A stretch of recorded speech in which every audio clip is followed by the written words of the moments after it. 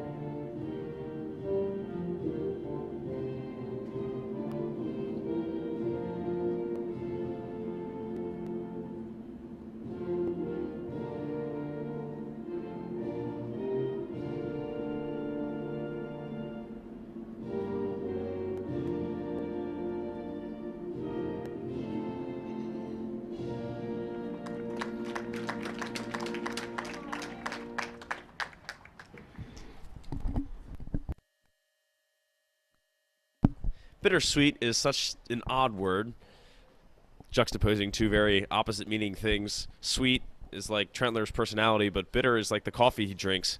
I've heard rumors that you drink black coffee, which is very, very scary. But nonetheless, it is the right way to describe a day like today, where we must appreciate the nice things that the seniors have done for us, but also it's time to say goodbye. And so we kind of do that today with the ceremony after the game and during the game. I suppose we should have the seniors be able to play towards the end of the game. But also, speaking of coffee, if hopefully Trentler and I don't sound too sad or tired to you guys, because we did get very, very little sleep last night, and what little sleep we did get was very low quality on that gym floor. So I hope Trentler drank his coffee today so he doesn't sound too dead on the mics. You know, Dragonette, I took a Dunkin' run at about 6:15 this morning just so that I could get that coffee fix in. And I don't know what rumors you're hearing about black coffee. I put tons of sugar and creamer into that. And a splash of caramel, too. I always love to add that caramel in there. Look, just like a couple pumps of caramel is always nice. But, yeah, last night was a little rough with freshman retreat.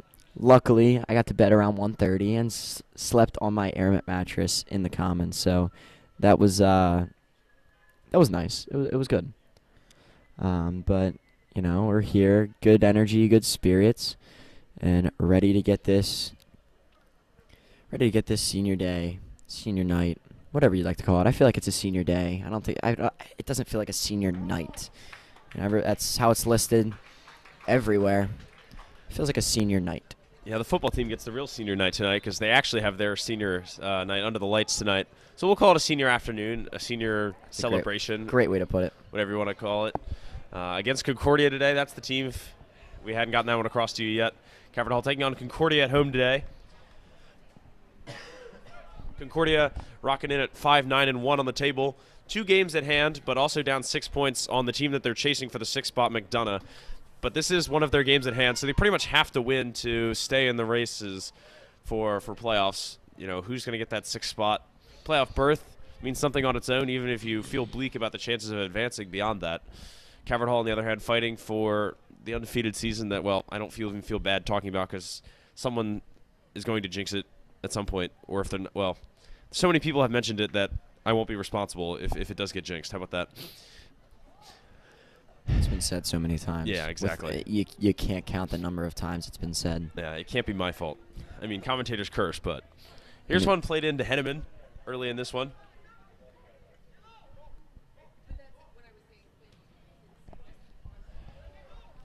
we've experienced commentators curse, and I don't think it's gonna happen today. I think we'll be okay. May as well give you a feel for that lineup one more time. I'm sure you're very unfamiliar with it by now. But Nate Jones still in goal, and the back four is still Gleekin, Nagy, Ramsey, and Dylan Isaac. 4 seniors out of those 5. So that's going to be some gaps to fill next year. Rocco Pastore, still only a junior in that midfield, but Cody Angelini and Ben Medor, his counterparts, also will be gone next year. And up front, it's Tyler Flynn and Richie Moneth are the seniors there. And Ryan Henneman is only a junior there. So only one non-upperclassman and a lot of seniors. An early ball across for Ben Medor. Just a little bit too hard for Henneman to get to. Drought made a good save to prevent anybody from getting that ball in the back post. But yeah, this Calvert team is going to need to fill some big shoes next year. You have 4 commits on this team that are gone next year, plus a ton of other kids that are going to commit for soccer, just haven't yet. So as we've stressed before, it's different from lacrosse and in football. It's a different recruitment process. Yeah, that's totally fair. I'm sure every college will want to lap up some of this top few in the country talent.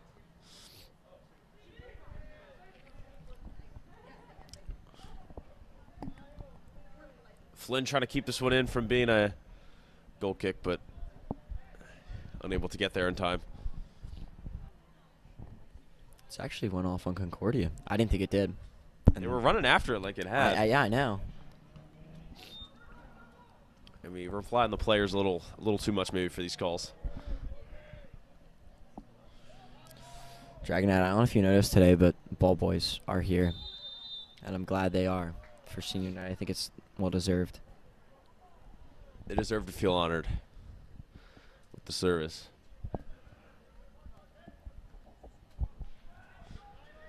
He'll take it short on this one.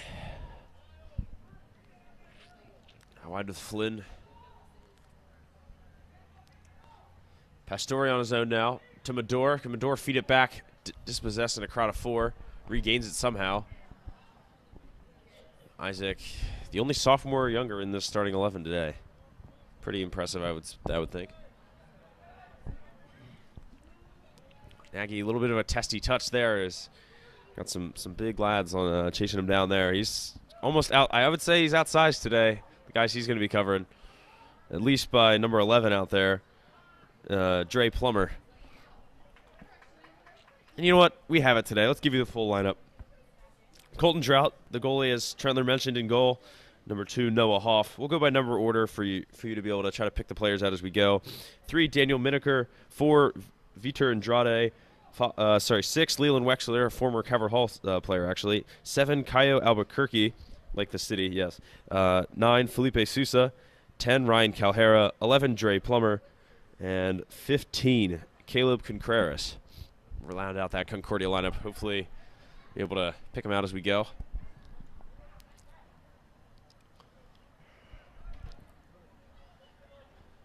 And I think if you remember anything from last time, Dre Plummer was one to watch, as was Ryan Calhera, both causing some problems for the Calvert Hall backline last year, if I remember anything. Yeah, and Ryan's older brother playing at UMBC. I can't remember what he might be a junior. I don't really remember off the top of my head, but he's been doing really well at UMBC, to my knowledge. And a through ball into Flynn. Flynn, touch, shot, save. Yeah, he settled it onto his right, which gave the keeper a little bit of time. But still, early chance. We like that. And excellent ball boy work, too. Oh, of course. And Drought's first test of the day had good reflexes. Used to play against him. Unfortunately, never played with him, but always was a tough goalkeeper. Very, very talented. And Gleekin now with a chance. Goes down in the box. No call. Yeah, would you say that their goalie, do I say this? Well, at least Brother Len's not here to give me the evil eye, but I mean, would you say this goalie is responsible for many a team's goal drought, or? Oh, I don't know. Maybe. I'm sure he's heard that joke. a few times. Yeah, but have you? I don't think so. And that's all that matters. Yeah, it's new to me. Chandler's like, I'm too tired for jokes. Just stop trying. And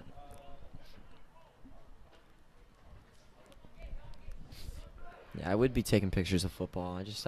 I believe I'm gonna go, but I'm just too tired to take pictures. I'm gonna go to football, come home.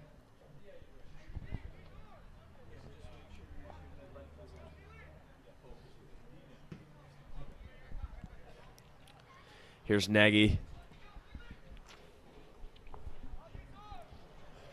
Jones from his little fortress can choose any direction to go. Here's a soft liner into left field. Henneman scoops it up. Angeli Moneth unable to get his foot onto that one. Here come Concordia. Ramsey shielding this one for 8 calls for Jones to come grab it for him. Good work there. You know, I guess this idea of senior night, senior afternoon, senior day, senior hour, whatever it is, applies to us as much as it does to the players, right? I mean, this is our last home game and everything, right? It's so sad. I mean, we'll have. I guess the difference is we do other sports. Yeah, and that's the nice thing. It'll be a little bit tougher come springtime with lacrosse because I think I'll snag some lacrosse games. Unfortunately, no football this year. Just never got around to it. Yeah, I never got the football games either. It's okay. Big sad. It's all right. It's all right. That's something we can do in college if we end up going to the same college. Of course. Which I may or may not be trying to convince him to go to my preferred college. Maybe. Hey, it's on my list, and it's one of my top 3. So That's fair. That's fair. Come on, buddy. That means It's that means I only got 2 colleges to get rid of. Of course. You got some competition. Here's a nice soft one lined in. I don't know what that touch was from Nagy. It's illegal, though, and it's a free kick for Concordia. Acrobatic effort, but not allowed.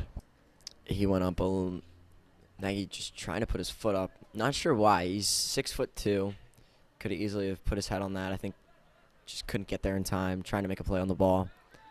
And they're going to catch him for a high kick. Dangerous play. And Nagy with another unfortunate touch. Cleared it away for a Concordia throw.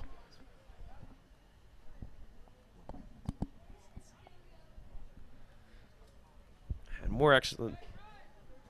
Oh, we got a balloon that's floated away. Ethan, are you able to get on that one? Probably shouldn't. Trying to get a throw in. The balloon. There's no shot he gets that. Yeah, floating away. It's too far now. Too far up. That'd be funny. Here comes Tyler Flynn looking to break. Can't cut inside. It's efficient work there by Andrade to clear Flynn out like that. Flynn almost a little surprised that he was actually stopped. Flynn knocked off the ball. That's great strength from Plummer. Cavert swarming the ball at the moment. Flynn just trying to win the ball back. He's been dispossessed twice. They're really just swarming him at the moment. Swarming everyone. They've won it again. Plummer working on Nagy. That's going to be a fun matchup to watch. Plummer's probably got 50 pounds at least on Nagy for once. Nagy's not used to that. Yeah, normally don't see that. And Concordia almost winning the ball in the press. Medor having to do some very fancy stuff to keep possession. Now they can attack. Moneth's been stopped. And Concordia having the tougher-ish part of their schedule in the first half of things. Except for Calvert Hall in their last 5 games. They do have to play Calvert Hall, and it's always tough when you need points against a team that has only dropped 2 of them all year. But theoretically, they're still awaiting data. They played Boys Latin and St. Paul's this week, but there's no actual result on how that is. Nagy having to deal with this one, and I think he's earned a goal kick from it. But assuming that Concordia beat Boys Latin and St. Paul's, they would have the same number of points as McDonough. But McDonough also gets to play Boys Latin and St. Paul's still. So Concordia pretty much, I mean, not mathematically, but the odds would start to go really hardly against them if they were not to win today, which is just a tough ask. Yeah. But you see, that's why they're swarming the keeper and really coming out, firing on all cylinders. They have to. Yeah, they better be careful with this. Last game they had a very, very physical matchup. I was here taking pictures for JV when they were away at when Calvert Hall was away at Concordia, but I was there for the last 10-15 minutes and very physical, This team already starting out very physical. We're going to see a lot of that today. When they get tired and, they're pressing real high. So they have to be careful with fatigue. And they're only about 8 guys on the bench right now for Concordia, so not much depth for them. Whereas Calvert Hall has about 25 guys on the bench.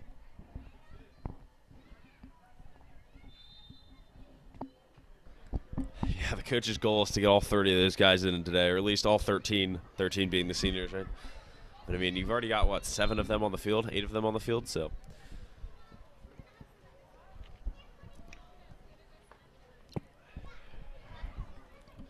Well, I haven't given you my usual stats run through yet, so why not do that? Calvert Hall currently through 17 games, 49 points, 16-0-1.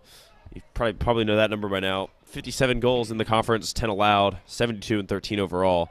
Pretty impressive. Leading scorer in the conference, still Angelini. All 11 of his goals actually have been in the conference. Pretty impressive there, I guess. Doesn't like to score when the games don't count towards the MAA or something.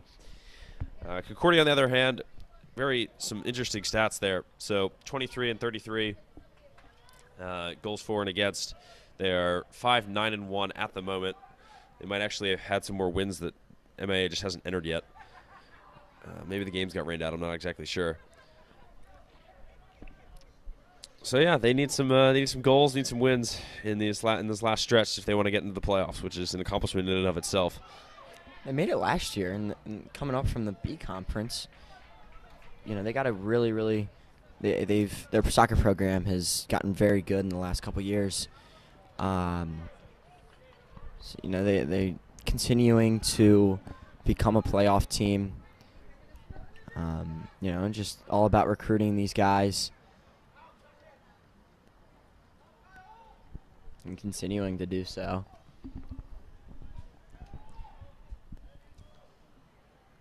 And Calvert Hall walked into the locker room today and saw a new face that I've never seen before. He's been in the talks. I'm not sure of his name, but apparently he's in 8th grade, incoming freshman next year. He is 6'2", center back. I think he might play for Baltimore Armor. I'm not 100% sure, but very big. He's a big boy. So, excited to see him next year. Hopefully we're able to come back next year at some point. Yeah.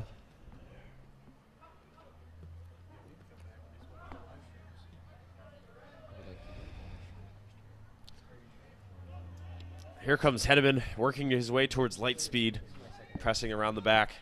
No one there to help him, though. Wexler's able to get it. Here come Concordia up the wing. Medor's tried to deflect that one. It hasn't quite worked. Plummer trying to get on the end of this one. The Ramsey-Nagy team has to work together to stop Plummer, who was offsides anyway. Oh,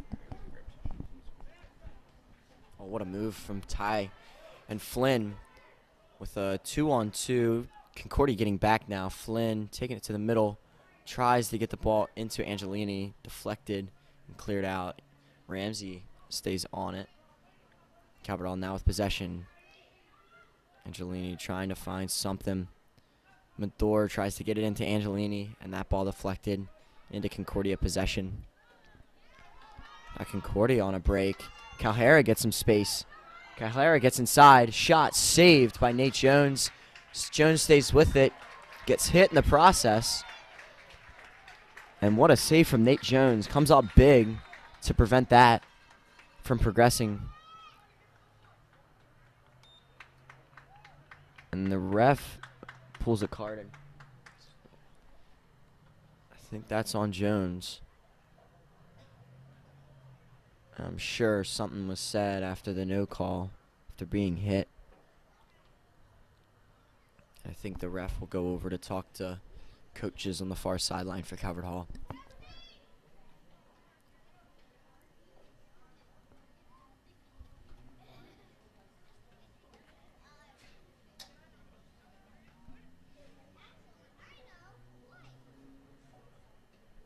So 15 minutes in. Score remains 0-0.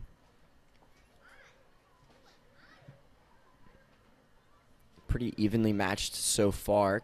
Concordia coming out very strong, bringing some high pressure, keeping this Calvert Hall team on their toes. And I think now game back to play. Calvert Hall earns the throw in off the deflection from Concordia. Great touch from Dylan Isaac as he brings the ball down. Calvert Hall progressing it past midfield. Miles tries to make the move. Just touched out of bounds by Concordia.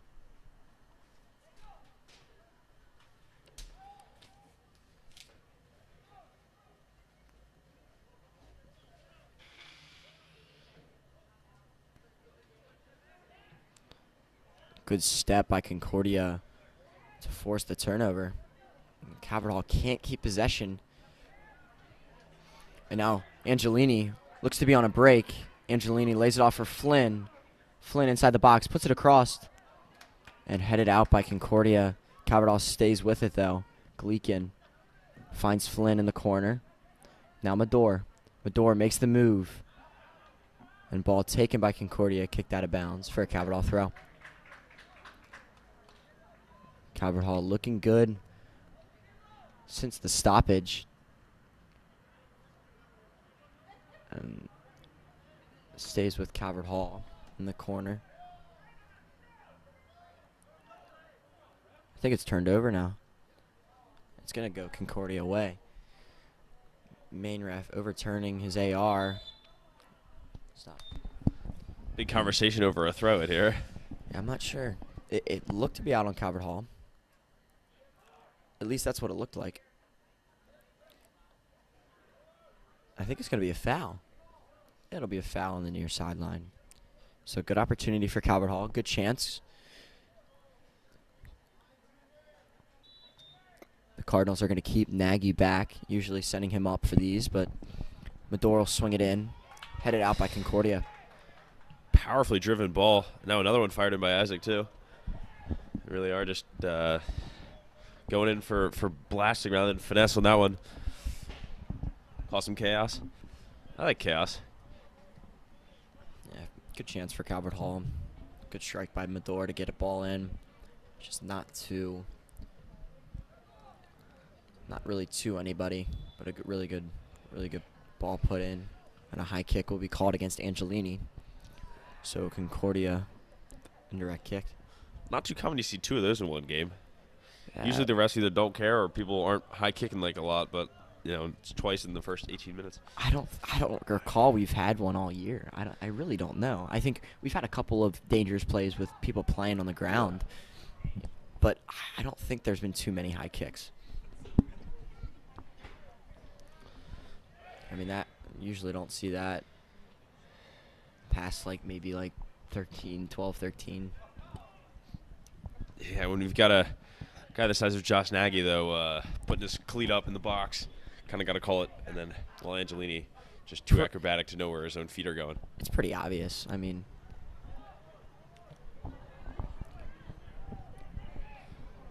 that ball, through ball play by Concordia. Nobody is able to get on the end of it. Calvert Hall now with Gabe Gleekin. Flynn trying to be creative and lay it off to Medor. Unsuccessful. Yeah, I'd say he was creative, just not quite practical. I really don't think Ben was up too much to do that. Ben was still trying to get out from, getting into his attack, into the attacking.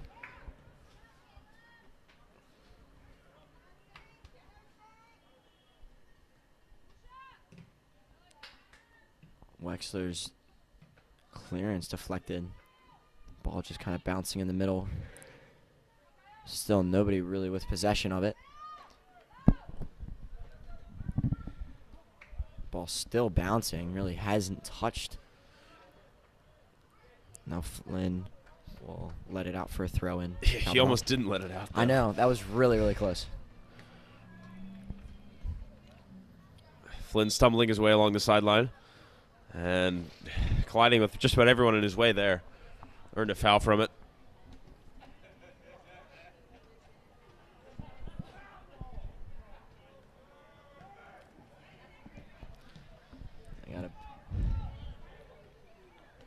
Dang, halfway through, first half already. That was a quick 20 minutes. Yeah, no real.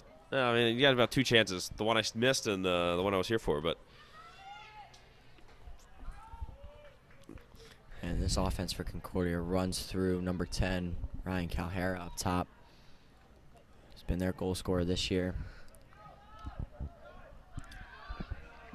Yeah, speaking of goal scorers, let's have some fun. Let's do the trivia question way before halftime to give you lots of time to answer it. Figure out and find Chandler on Instagram and DM him. My first question for today was among players with 3 or more goals. Among 3 or more goals for Calvert Hall, there's only one player who has more non-conference goals than conference goals. Who is it? It's a very good question. I like, based off of you saying that, I don't know. I have an idea of who it might be, but I'm not gonna look at that sheet. I'm not gonna look there. It's not on the sheet, so you don't even have the answer. You have the answer in your head. The answer is in my head only. And Henneman earn a corner for Calvert Hall. Was looking for a trip in the box. No call is given. And Amador will run to the corner. Flynn's going to go short. And Medor going to tell him to just go ahead and get in the box. Medor now. Well struck. Rocco got his head on it. Just over the bar. So impressive that he's able to get up there and win all those head balls that he's won this year. So impressive. And if you have an idea of what the trivia question answer is, DM CHC_soccer on Instagram. And if anybody guesses it, we will shout you out on the live stream. Flynn trying to cut through. He's blocked it off. Wow, he's lucky. Concordia is anyway to not concede a corner off that strange block right to Drought.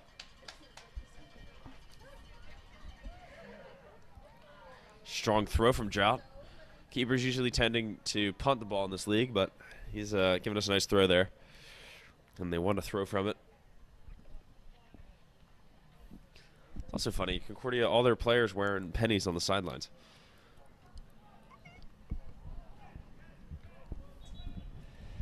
You see it. I mean, you see it often with teams. Good way to make sure you have 11 on the field. Substitutions and everything, and make sure that your guys aren't passing to people warming up on the sidelines.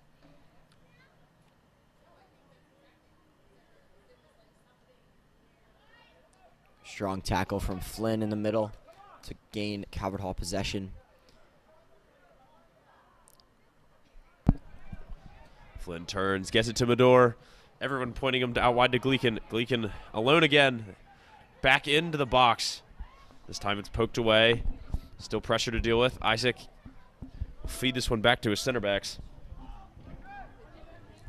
Here's Nagy. He'll find Jones on a fairly weak pass. Jones having to come out of his box to just send this one forward.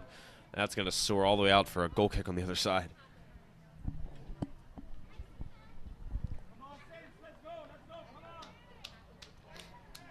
Well, Concordia almost seem a bit surprised to still be in this game. 24 minutes into it. Fans on Concordia side trying to rally them a little bit.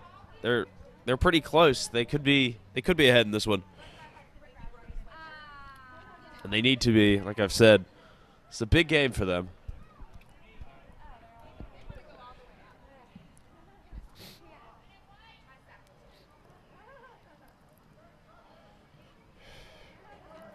This one bouncing, unfortunately for Calvert Hall. Isaac having to get back. Plummer's on the end of this one. He's gone through Ramsey. That's nice work. And that earned a corner off that blocked cross. It's good strength from Plummer to win the ball from Ramsey there.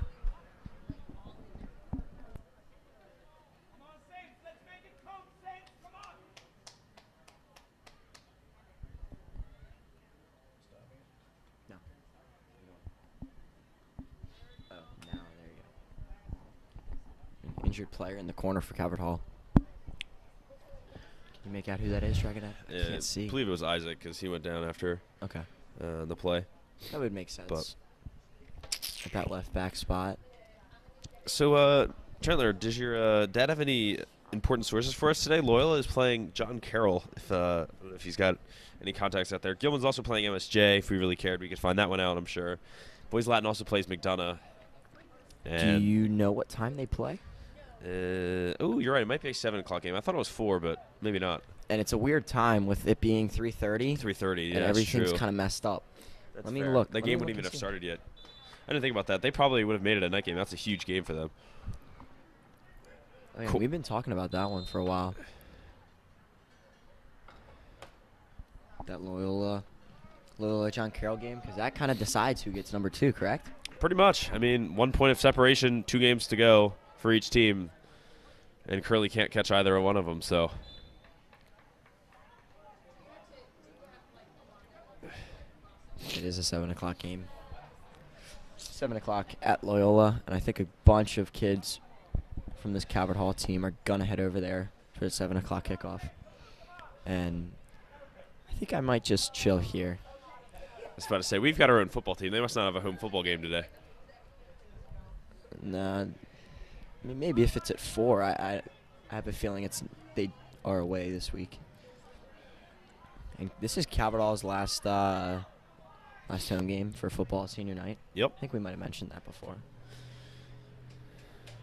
Yeah, I said they have the real senior night. Yes. It's actually at night. Yes.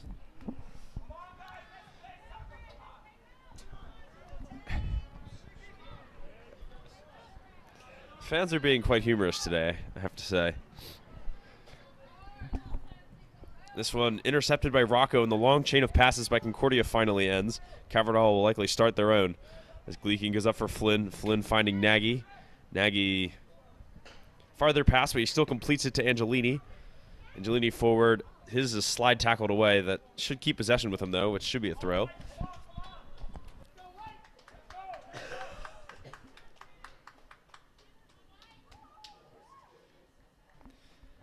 And first substitution for Calvert Hall. Matucci in at left back. He comes in for Isaac as he had to be subbed out for that injury, and then Ryan Bilal comes in for the other Ryan Henneman. Yeah, I figured I should mention Bilal. Been using slightly off stats this whole year, so for you Bilal bandwagons out there, I've been shorting him a goal ever since like the 3rd game of the season. I accidentally gave one of his goals to Pastore in my sheets. So he has 6 goals in the conference, 9 overall. I had him at 5 and 8. Basically, because the Boys Latin, he scored 1 too, and the own goal we said, it was an own goal. He was the nearest player, so when he DM'd me saying I had the stats wrong, he claimed the 10th one there. But so yeah, he has. We'll say he has 9.5, but yeah, I was off by 1 there. So that puts Bilal as tied for 4th leading scorer with Richie Moneth in the conference. And here he comes. Is he going to get a 7th? Well, this pass was kind of bypasses Bilal, headed for Angelini, but in the end, it doesn't really matter. Colton Drout's on top of it. A good idea from Flynn, playing that forward. Bilal let it go for Angelini, who's a little bit farther back post. But Drout came off his line, made a great play. Stopped any sort of Calvert Hall attack. I think we have Cockeysville FC out here today as the ball boys. So far, have been pretty solid. I have to say, they have the lead today. I mean, and, well, game starting to pick up a little bit of heat here as some tricky, I cannot think of words today. My brain really is tired. Collisions, redirections, bounces, whatever the word is. And there's been a lot of throw-ins to handle for these poor referees. I got a game tomorrow. I'm reffing a few games tomorrow, actually, so that'll be fun. That's awesome. I always sympathize for the referees when I realize how hard my job is. Here comes former Calvert Hall player Leland Wexler. Rocco trying to work through 2. what is happening? I think he might have played that one on the ground for just a little bit too long. And that'll be a free kick for Calvert Hall. The foul, of course, by Cameron Calvert, so pun intended there. Here's Angelini. He knocks it down. Looking for Mador, looks him off. Mador cuts inside, but a great tackle to prevent him from getting the shot away. But you know the shot was his next touch. He was trying to touch that inside and rip one across the face with his left. These Calvert Hall guys love to take that extra little touch, try and get it to the inside and either find a pass across the middle or take a quick shot. Great step by Mikel Graham to win that head ball for Concordia. Falls to the feet of Calvert Hall. Now Calvert Hall progressing. Bilal up top. Mador turns it, lobs it in for Bilal. Can Bilal get the first goal on senior night? And he's pressured from behind into losing the ball, and they're unable to get it. And, you know, Calvert Hall hoping for relatively easy business to take care of on senior night. You kind of what you hope for, but you can't hope your world into reality. They have to work for it, and they just haven't quite been able there, and they're starting to get a little frustrated. Bilal with a second chance. That one's blocked again. Out for a corner. Flynn hurries over to take it. Under 10 to play in the first half, and they haven't scored yet. Flynn short to Mador. Mador, good work to get it to Flynn. Flynn going to look to fire. This one, I don't know if he's blocked it or shanked it on his left. Rocco too big of a touch. They're just incohesive in the attack right now. Yeah, something's not clicking with this Calvert Hall team today. Just a little off. Concordia came out super strong, which I think caught him off guard. Something's off today. I'm not 100% sure what it is, but something is not.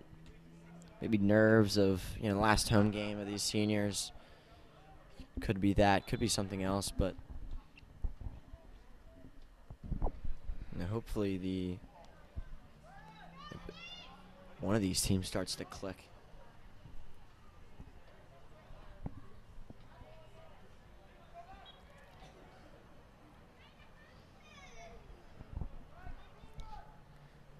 Here's a nice one lobbed into the box. Flynn gets the touch in the end. Bilal, interesting chest work, but it works. Gets it to Angelini. And here comes Moneth surveying the field. He's going to try to switch it all the way across. I don't know how that almost got there. It fell all the way to Gleekin, who couldn't quite get on the end of it. That got past about maybe 7 or 8 people. Yeah. That nearly got a touch. No, it's going to be an offsides. It was an excellent touch, yeah, but he was offsides. Calhera, that was.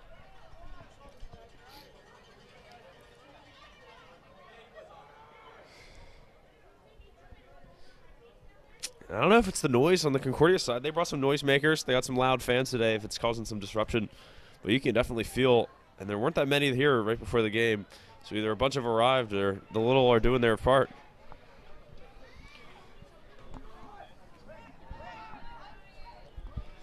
Wexler gets it out wide for Fernandez. Fernandez tripped up, keeps going. And Mador's broken up the attack. Concordia still have possession. And now who has possession? It's hard to tell. Mador's come away with it for now, trying to get Bilal to get out of his own space. Gets it forward for Flynn. Flynn out strength, but Gleekin's going to get on the loose ball. Shanking that one down the sideline. Looking for Moneth, but it's out for a Concordia throw.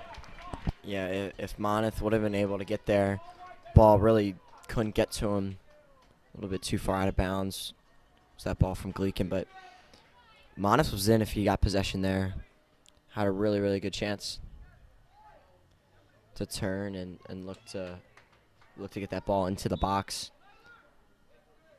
Maybe whip a ball in or you know, dribble with pace, because you know, looks can be deceiving. Richie has a lot of pace and really doesn't use that too much, but there would have been a shot where he would have. Well, looks can be deceiving. I always thought Moneth was pretty fast, though, so maybe he's even faster than that. Just kidding. I understand your point. I'm just making fun of you. It's not like I ever do that, right? I don't know, Dragonette. And Concordia getting a free kick from just outside the box here. And another inaccuracy is, to use chess lingo, from Calvert Hall here.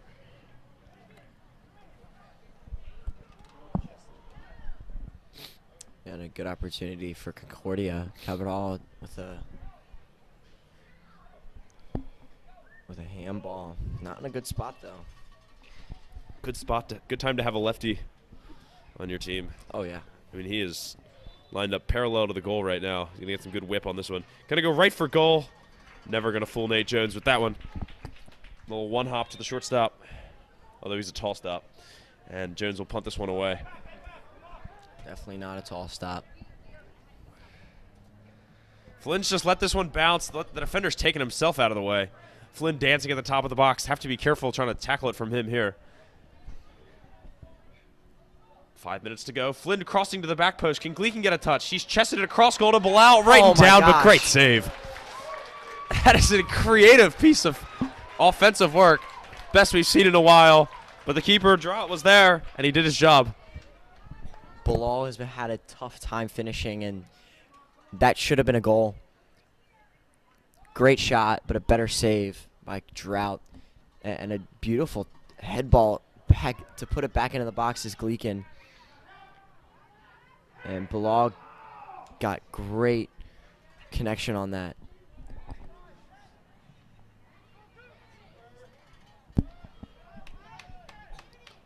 Jones will grab this one with a little bit less nerves than the keeper at the other end when he tried to field that one. Oh, and an off-ball foul, I think.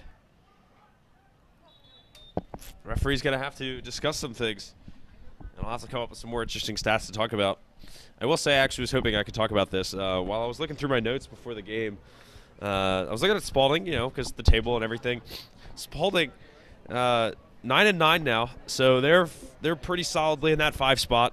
Many points behind. Well, only 4 points behind Curly, but they played an extra game. 4 points behind Curly, but Curly has a game in hand and everything. But what was interesting is their goal differential is -15, even though they're 9-9. So it should be right around even, right? But I found that in the games that they've lost 9 games. In those 9 losses, they've only scored 4 goals. So that's why their goal differential is so bad, because they're not scoring in games that they do lose.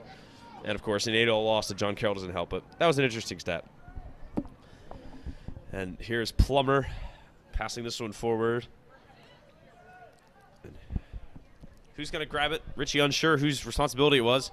He's been knocked over, and more physicality being let go here. Calhera plays it out wide for Ryan Nail. Can Nail get his face turned to goal? Nagy shielded him off the ball, and he's not let him try to get any candy there right at the end of the half. Well shielded by Nagy. 3 minutes left. Still haven't seen a score yet, which is a little surprising. I mean, would have expected something at this point, but we've seen this Calvert Hall team get off to slow starts before, pick it up in the second half, so we'll see how it is. Yeah, there's been a lot of halves where they didn't score in the first 40. A lot of games they didn't score in the first 40, but this one does feel a bit different. I guess because it's senior night and you just wanted the goals to come faster. But got to keep fighting. Concordia definitely putting up a good fight, if nothing else. Angelini, yeah, he cannot keep it in along the sidelines. Out for Concordia throw. Plummer will flick it up to himself, I guess, and then throw it along the line, because it would be kind of weird for the striker to be taking the throw in from the corner there. Yeah, Plummer's been all over the place today. Yeah. Getting up and back. Looking like a Calvert Hall outside back. And now Angelini lays it off to Mador. Mador with a heavy touch and gets by Drought. A little miscommunication. Going to let that one out for a goal kick, but close to a mistake. Could have ended up in a goal if that wasn't a different angle to path, maybe, or a different path to goal. Real close. Could you imagine if Calvert Hall had scored via the goalkeeper and the defender miscommunicating, and that ball just had a trajectory to go in? It's like Calvert Hall doesn't need any help if you're a neutral perspective. Oh, nice move in the box. Bilal can't quite settle it down. He's handballed it anyway. And free kick for Concordia. Oh, offsides? I think it was offsides. Yeah, it looked like a handball, but I think they are going to call it offsides. Looked like everything then. We'll just say loss of possession to be generic. So minute 13, I think Concordia will be happy to take this one into half for now.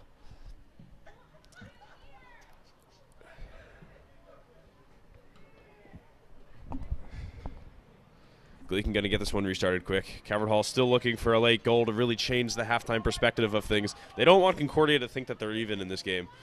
Flynn getting it forward for Bilal. I don't know how it's fallen for Moneth, but it's still bouncing around here. Moneth going coast to coast. Sets it up for Angelini. Back to ball. Flynn, but that shot is blocked somehow. A good slide right there at the end. And Calvert Hall get a quarter with 35 seconds left that they will hurry to be taking. What last-ditch defending by Mikkel Graham, though. And referee having to use his whistle a bunch. And what's he decided now? Free kick for Calvert Hall right from that corner spot. 17 seconds to go. And now clock management really becomes a big deal here. Medora fires this one right to the back post. Almost fallen in. I swear it's at the frame of the goal. And it's been touched away for a corner. 6 seconds. Nagy going to try to get it going. I don't know how he's managed to get enough power on that. 1 second left. Nothing's going to happen. Half ends before anyone can get a shot. 2 minute Concordia men in the way anyway. And what a frantic last minute of half there. Calvert Hall pushing to get the opener, and they still can't. And every time you don't score, the momentum shifts just a little bit back the other way. So really, as we end the half, these two teams just about as level could be. Calvert Hall definitely disappointed a little bit here on senior night that they're not ahead. But the score is 0-0 as we go to half. 10 minutes to give you on that trivia question. And then we'll be back with the answer and maybe some answers to some questions we've been asking about this team this first half.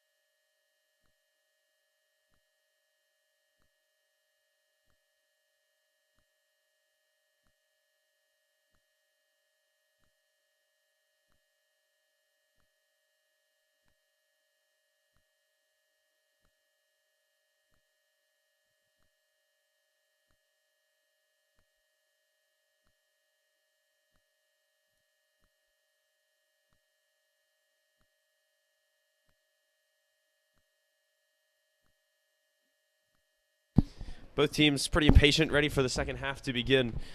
And both teams break the huddle. So the trivia question, well, actually probably should give it a minute, give everyone time to come back from half. But we're getting there. Cavern Hall will be kicking off to start the second half. It'll be Bilal who's in to do the honors this time. Henman will likely sub in at any moment in the second half. They've been really competing for that striker spot this year, and now both juniors, so they're going to keep doing that next year, I would think. Maybe they'll both play. I don't know. So we get it kicked off. Cavern Hall going to get it going forward early, and Concordia going to keep pressing like they were. Going to have to use all their energy to get a win here today, or even a tie.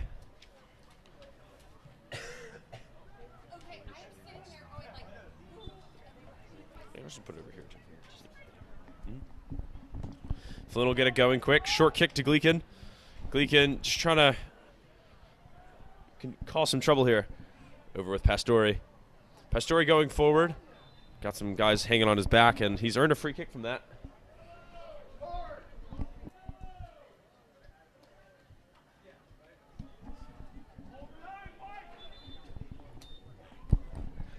Here is, looks like Medor going to try to take this free kick.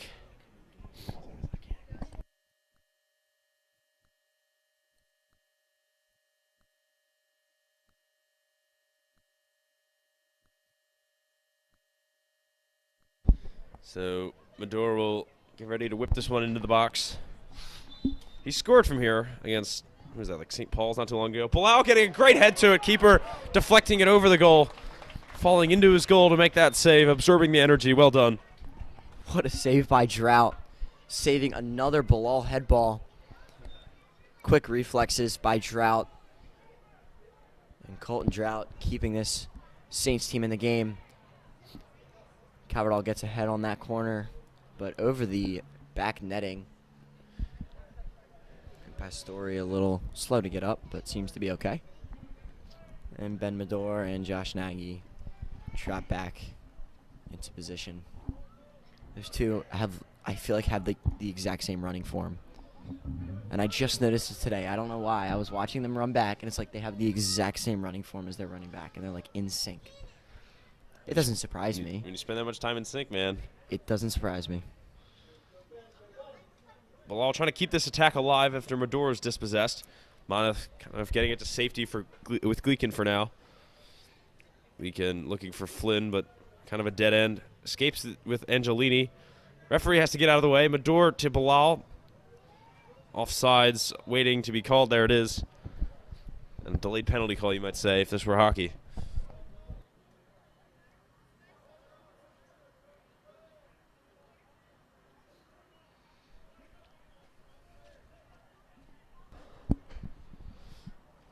This one forward with Plummer. He'll now be going from left to right on that screen. This one forward for Calhera. Calhera gets there first. Gleekin trying to stay on his feet. Gleekin has to use Nagy for support. Nagy just standing there as a wall, or sitting there as a wall, I suppose. Nowhere for him to go around. What a slide tackle by Nagy. Yeah, it wasn't even the tackle. It was just the ability to just stay there and Just block keep that ball and not let that ball get by him. Agreed. Very impressive. Now Nagy will have to shield this one for Jones. A different type of work, but important nonetheless. Yeah, Jones came off his line quick. Called Josh off that one. Smart communication. Now Concordia losing it in the middle. Could cost it. Could be costly for them.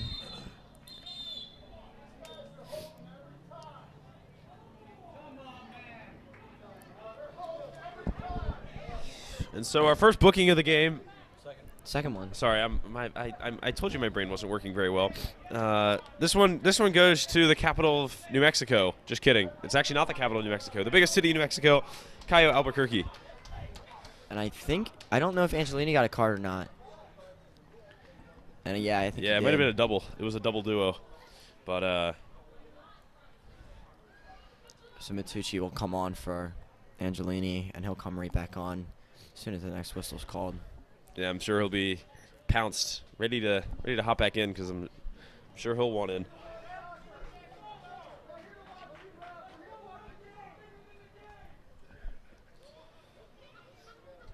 Well, this is one way to deal with the increasing physicality of this game.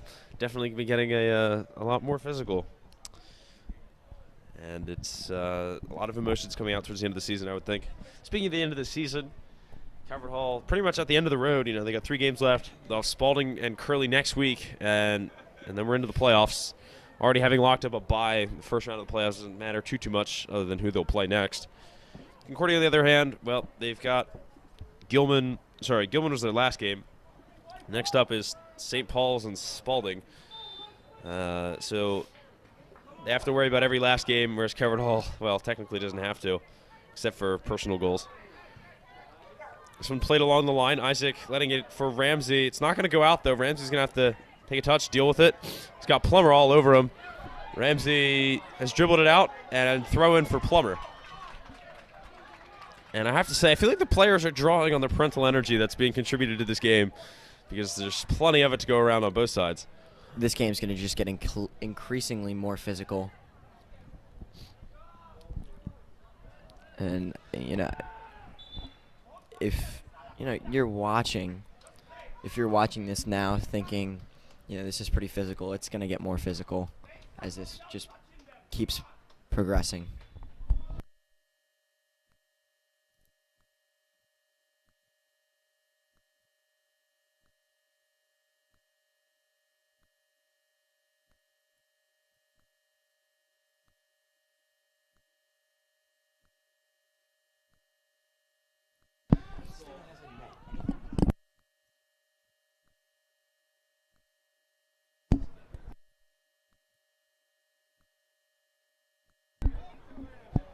Here come Concordia up with Plummer. Plummer trying to shield, get the attack going. Concordia getting forward. That's a great pass for Calhera. Ramsey going to have to cover. Big touch from Calhera. He's cut off the angle for himself. What's he going to do now? He's kind of dribbled into a hole here. They get more men forward. Gleekin trying to block this cross from getting in. And a double team from Angelini is going to win that ball back. Or is it? It's a good cross across. Jones grabbing it. And quick out. Here they come. Mador keeping it in along the sideline, but he's forced himself to have to cut in, although it's not really too worrying because he's just broken the ankles to get inside. Out wide for Flynn. Flynn, a good touch. Flynn shows inside, now goes outside. Now he's just showing dance. I mean, he's been dispossessed. Won the ball back. High press from one man. Bilal chests it down, too big of a chest. Now clears. Isaac scoops up the danger. And now Mador dispossessed. It'll be a throw. Pressure still on. Decent work from both sides there. It should be 1-0 Concordia. Ryan Calhera on that far side, that touch that he had was not something that you normally see. That touch was very unlike what he normally does. Touched it a little too much. Should have been a goal for them. And Calvert Hall transitioned so quickly. We've seen it all year. No surprise. And now just constantly trying to possess and work the ball. Moneth the cross. Oh, wow. Nearly an own goal, but a deflection for a corner it is.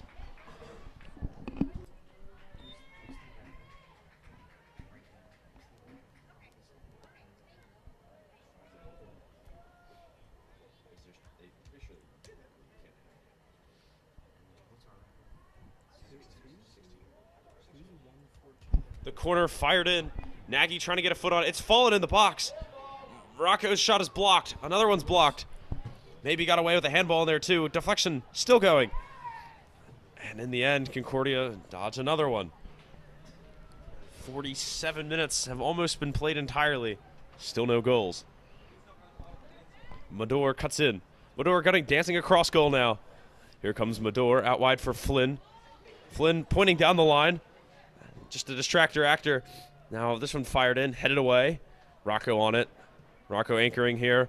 Moneth for Mador. Mador, too hard of a touch. Always tough to settle the ball when it's bouncing to any direction you actually want to go. The ball has been up in the air a lot today. Now Angelini in the far corner. Trying to work the ball back. Gleekin going to put a cross in, deflected. Falls right to Angelini. Beautiful touch with his chest. That's what makes him so special. Gleekin Tries to whip one in. It's cleared out. Oh, what a touch from Coach Frank. Well, if you can't help on the field, help off the field, right? Keep the troops going.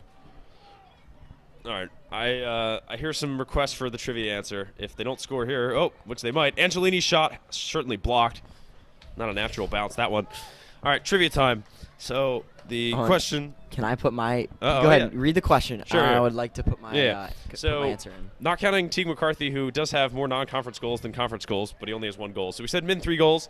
Who's the only other player on this Calvert Hall team to have more non-conference goals than conference goals? Would you like to answer? Do you know who it is? We're asking around the booth here. I've already given it away to some people. You have not given it to me. Yeah, my guess. I've not given it to Trentler. I was going to say Ben Medor. The guess was Ben Medor. Ben has so many conference goals, though. He's got 8 in the conference, three outside the conference. Oh, my gosh. Who is it? So the answer actually goes to a defender to narrow it down. There's the hint. Is it? Oh, it's Gleekin. It is Gabe Gleekin. Oh, Gabe Gleekin, my he had the gosh. one against St. Ignatius and the one against Ignatius. Apo. And then he only has 1 conference goal. So 3 Oh, goals my for him, 2 and then gosh. outside the conference, yeah. That's a great trivia question. Calhera. This could be a great attack. Pastore with a great interception, though. This game stays great. Tied. Now almost 40 minutes or 50 minutes in. All of these midfielders for Calvert Hall and outside backs get up the field and back so well. Constantly moving, constantly running. And we see that there with Pastore getting on his horse, get back. And Gleekin gets on his horse to save that one. And Moneth challenges it. And it's going to be a Concordia throw-in deflection.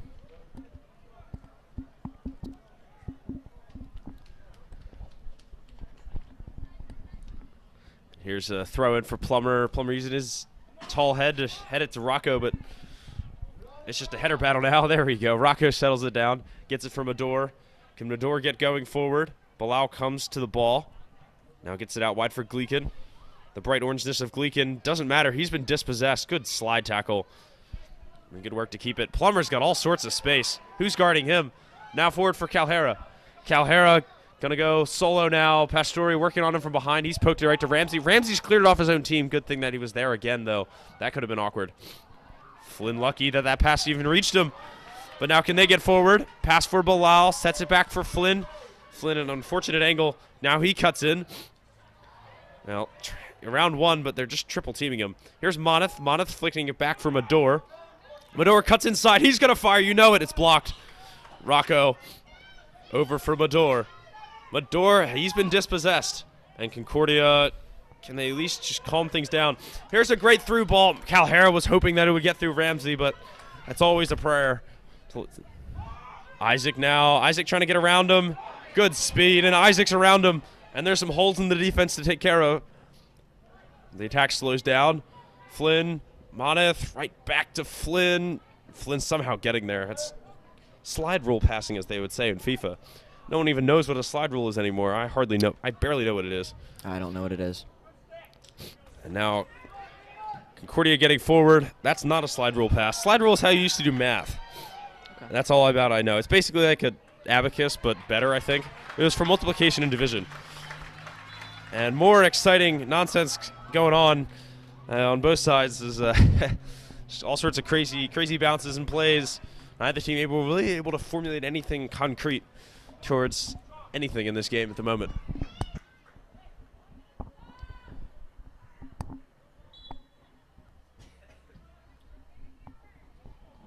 Jones will give us his usual cannon blast. Bilal turning it forward. Moneth, can he see Medor? Yes, but he can't quite get his pass there. Pass was intercepted by Andrade. And now Concordia have it. Here they come. And that pass for sure deflected. Trying to get that in. 12 minutes down. Good step by Rocco. And Flynn with loads of space and time. Yeah, but no one there as of yet. Now it's starting to develop for them. Angelini could get up wide. Who's that? Matucci with it? Yep. Yeah. Couldn't tell which pair of green shoes were out there. Now Medor. Pressure mounting, 52 minutes without a goal. Here's Isaac. Isaac cutting it to the wing. Cuts it in now. Cleared away. No one there on the end of the cross. It's only a matter of time until they connect with one of these, you would think. Pastore playing advantage. Now he's earned possession. a dangerous free kick spot.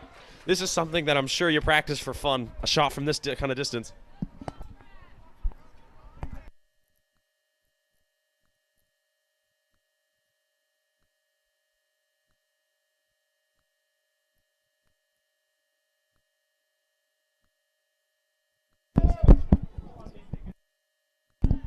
Well, just getting it on that right piece of turf here is Ben Mador, although they're all the same height. And will Concordia live to regret this foul? Got to get it around this wall. 4-man in this wall. And 4 men on the right side that Mador could pass to. But you know he's going to shoot. It's blocked, but Drought recovers. And will continue the Coward Hall goal drought. Sorry, that joke's becoming quickly overused. I only said it twice, but Yeah, but it's probably already been used. probably. It's all right, I've got some other ones I'll try. Ramsey Oh, was boy. Ramsey was I'm getting ready for excited. a slide tackle. I'm excited. And here's Plummer. Plummer going to wind one up. That one is right to the corner, but Jones barely had to leave his feet for it. But Concordia putting more pressure on. Really good shot by Dre Plummer. Concordia really haven't been getting much offense. And he's put 2 in the box in the last 10, 15 seconds. Now Calvert Hall trying to find a way to get back. This is as loud as we've heard the fans in a long time, because when the game's close, it's early in the game. We haven't had a close one this late in the game in a very long time. For better or worse, as a team as good as we are. What a touch. 1-2. Can Montes settle it? He's been shielded off. And Angelini over the bar. Montes was only had the goalie between him and the goal, but he just couldn't get it low enough to put a foot on it. And Richie trying to get another little highlight play, as we saw him recently on Overtime FC. Really cool. It was up to like 30,000 views last time I looked. Let me look at it right now. Pull it up on my phone real quick, but That should be at 31. we'll see. And Concordia will get us restarted. And now up the wing they go. Isaac knocking this one down. Mador turns. That's solid stuff. Now what options is he going to find? Nice. Get back to Pastore. Sorry. Pastore scoops it, but there was no one there. The clip that got submitted to Overtime has almost 350,000 views on their Instagram page and 36,000 likes. So really, really impressive. And it's really cool to see. I mean, you just don't see that too often. Isaac trying to do his same trick up the wing, and it's not quite worked as effectively, but here's Calhera. Calhera strengthening Ramsey off pretty darn well. And now they get it forward. Pastore can't quite get that back tackle in, but Angelini's blocked him well. That was always my job in rec soccer, was to block the guys running at goal. And they've earned a free kick. And these fans certainly loud. I'm sure it's affecting everyone on the field.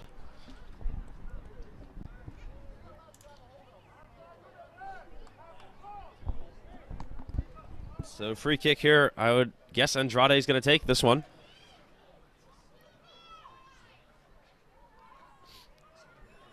Numbers forward for Concordia on this one. What do they have up their sleeve? This could be a huge chance to score. Winds up, tosses this one into the crowd. Nagy gets a chest on that. Probably not ideal if you're trying to set up a good free kick to have the defender chest it down. Can Flynn get on the end of this one? He's been outpaced, but he's won the ball, and he's almost been creative and off the referee. And the referee affecting the game in more ways than one today, this time with his body.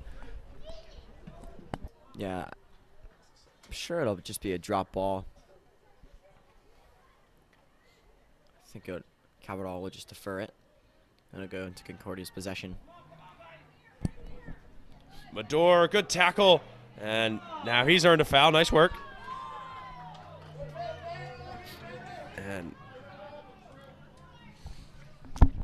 Mador to Angelini. And continues on this clock. What are we going to do next? We could have as many as 40 minutes left in this game. And now Angelini, Bilal right behind Gleekin a little bit, and then Gleekin's pass, as a result, too far ahead. Nagy's won the ball back for the team. Angelini settling this one towards the middle. Nice work. Over for Isaac. Isaac's got one to beat. He'll pass it off to Mador. Mador flicks this one forward for Flynn. Flynn, good strength. Now up the wing. Flynn can lay it off for Isaac.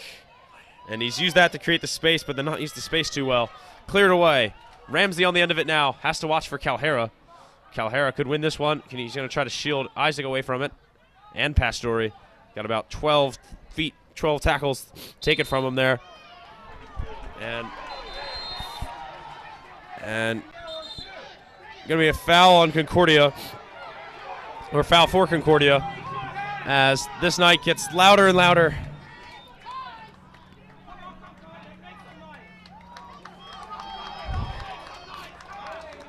"20 minutes to go, or just over 20 minutes to go in this one, we think. This one could have 40 minutes to go if these teams keep going toe-to-toe like this.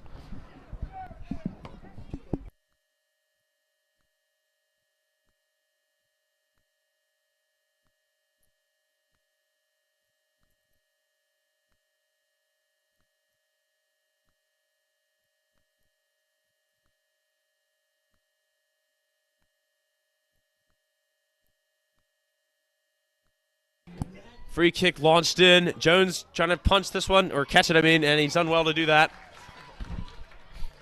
And here's Gleekin. Mador turning this one forward. Moneth. Onus is on Calvert Hall to silence the crowd once and for all now, you would have to feel. Here's Pastore. They need to get this pressure off their backs. There's going to be voices yelling at them from here on out this season. They're going to have to learn to play with it. It's been quiet because they've quieted crowds early, and they've let it get to an unfortunate situation. You've got to get used to this. They're out of their sync. They can still, none of it matters if they score. Isaac's first step towards that. He's won the ball back. Angelini, unfortunate touch. And he's still managing to get forward, but not as nicely as if he was able to get that on his first chance. Pastore slide tackled away. And I have to say, from a neutral standpoint, this is getting to be quite exciting. Yeah, Concordia holding guys back, now keeping 2 to 3 up. First half only having about 1 or 2 guys up.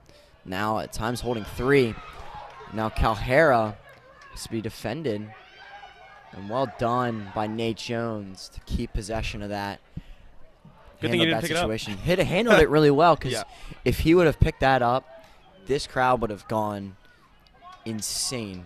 Yeah, I had to deal with that once. Usually keepers are smart enough not to pick it up, but and the referee has to be pretty lenient about it, because if you do call it, you have to call an indirect kick from the 6-yard line, which is really weird, and would have been good.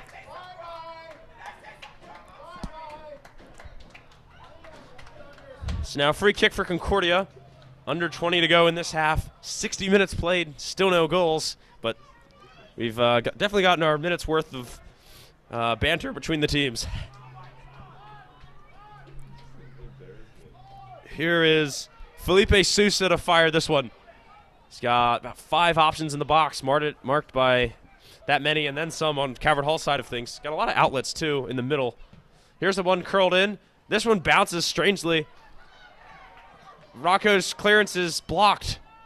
Still going, chasing after it. Is Gleekin going to get to it first? Gleekin just blank clearing this one. Bilal trying to win the clearance. Bilal, that's probably going to be a foul on Bilal. Big collision there.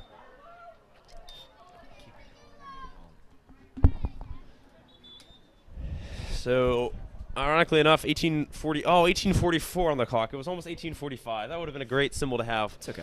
1845 up on the board, our founding year. Big sad. And I have to say, all these stoppages, I'm running out of stats to talk about. The only thing I really would have to say is, will Calvert Hall get the goals for and goals against title this year? Most goals for, fewest goals against. They're currently, if you count non-conference games, Calvert Hall ahead on non-conference goals by 4, and ahead by goals allowed by 3. Good to see that they're both okay. That was a pretty physical or pretty physical iteration of what this game has become.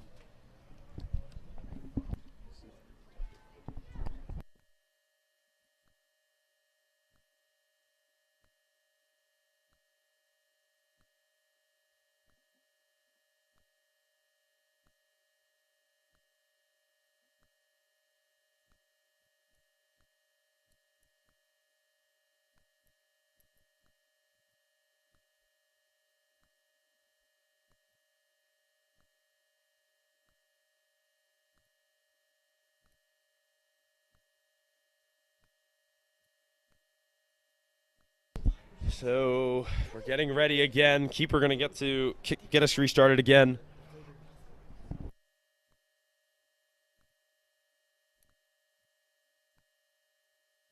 So Drought will knock this one down, and we can goal kick this one away.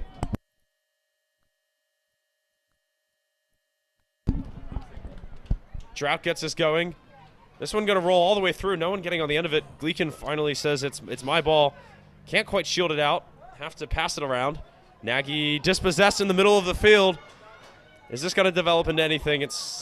You never know at this point. On any given day is the phrase I would like to use here. Now with Andrade. Wexler intercepted by his number's sake. Here's Angelini getting forward. Angelini, kind of an odd man rush, you might say. Flynn, big touch. Wexler shielded it out. Almost didn't. Flynn getting a touch, but it was still had a bounce by a fraction of an inch, I'm sure. Really good opportunity for Calvert Hall. Haven't seen too many opportunities in the second half. Need to pick this up if they want to get this game in before not have an OT. And can't really afford an OT right now. Why is that? With football coming in. I mean, time-wise. Set up. Yeah, and do senior night? Oh, no. Yeah. Well, I'm not sure if anyone would want to do senior night if this game went to overtime, to be quite honest with you. Yeah, I'm not sure. Yeah, I mean, the 72 goals that Calvert Hall has scored, not counting maybe the Ignatius go-ahead, this would be one of the biggest, most relieving goals to score, I think, if they can get it. Yeah, and then holding that, and unfortunately, at this rate, not all seniors are going to play, which is really, really disappointing. But Calvert Hall offense has just not been clicking. Their possession, I don't think they've all been on the same page today. And I think it's nerves of, the last home game. Now for Isaac. Isaac's open. Isaac firing across. Drought makes the catch. A nerve-wracking catch, I'm sure.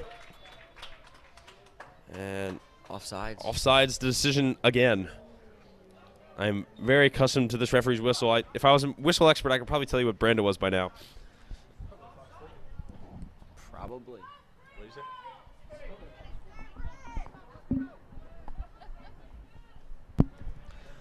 This one's settled by Rocco. Rocco, a little bit of a touch towards midfield, but no one's going to pounce on it, so he can get away with it. Gleekin out wide. Holy cow. What are we at? 65 minutes played, still no goals.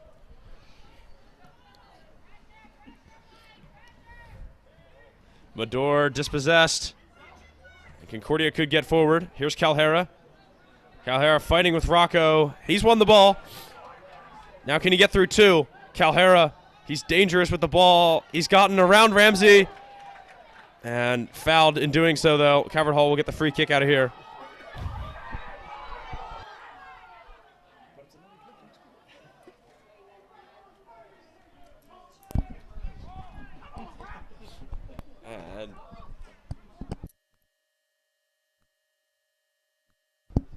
And Angelini will get the throw in via the ball boys.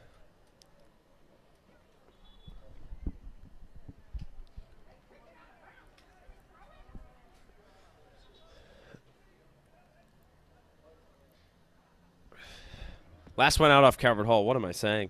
Can't see anything either. Sun is nice and strong. I'm glad we got a warm October day rather than a cold one. It was pretty cold earlier this week. Actually, it was really cold last night. Here come Calvert Hall. Finally dispossessed there. Plummer, he's one possession. No one's going to challenge him for it at the moment with his size. Calhera letting that one through for his invisible friend who is making the run. Fortunately, I can't see him either. Both these teams just look fatigued. Calvert Hall on that attack. 4 guys. On the other side of midfield, Concordia, 6 guys on the other side of half field. This is almost a two-sided game. You know, you have offense versus defense on the right side of your screen and then offensive defense on the left side of the screen. These guys not getting up and back as they were just because of the physicality and fatigue they have shown today. And there's going to be a trip up.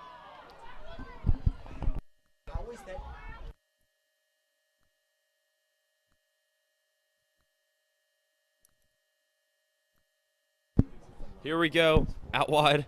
Cleared away. And a throw it for Cavern Hall here.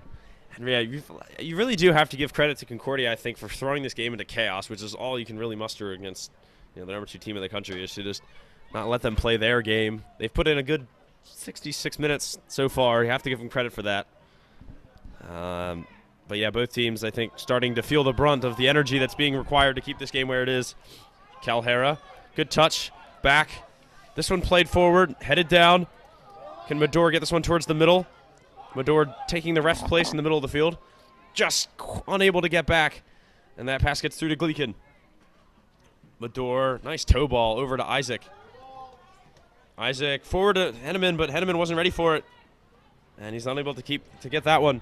Here what team even has the ball now? Nagy's cut that one out. But Concordia still have it. And miscommunication, pass goes out. Cavern Hall will have the throw now. 67 minutes gone. Here comes Henneman. Now Mador. Mador, good touch forward. This could be it. Mador dispossessed, but the ball's bounced fortunately for him.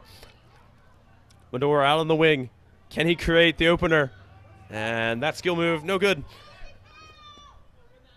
And Isaac unable to keep it in along the line. Turning the wrong way, you might say. And Concordia getting a throw near midfield after a sub here. That is Mr. New Mexico hopping out.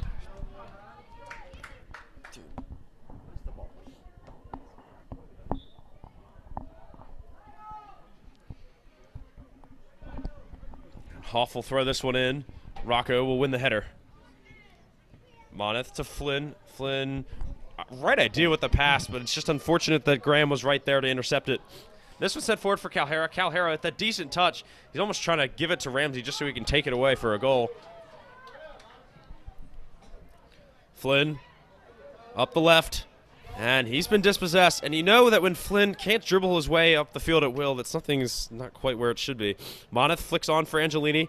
Angelini trying to cut inside. That's one too many dribbles. He's dispossessed.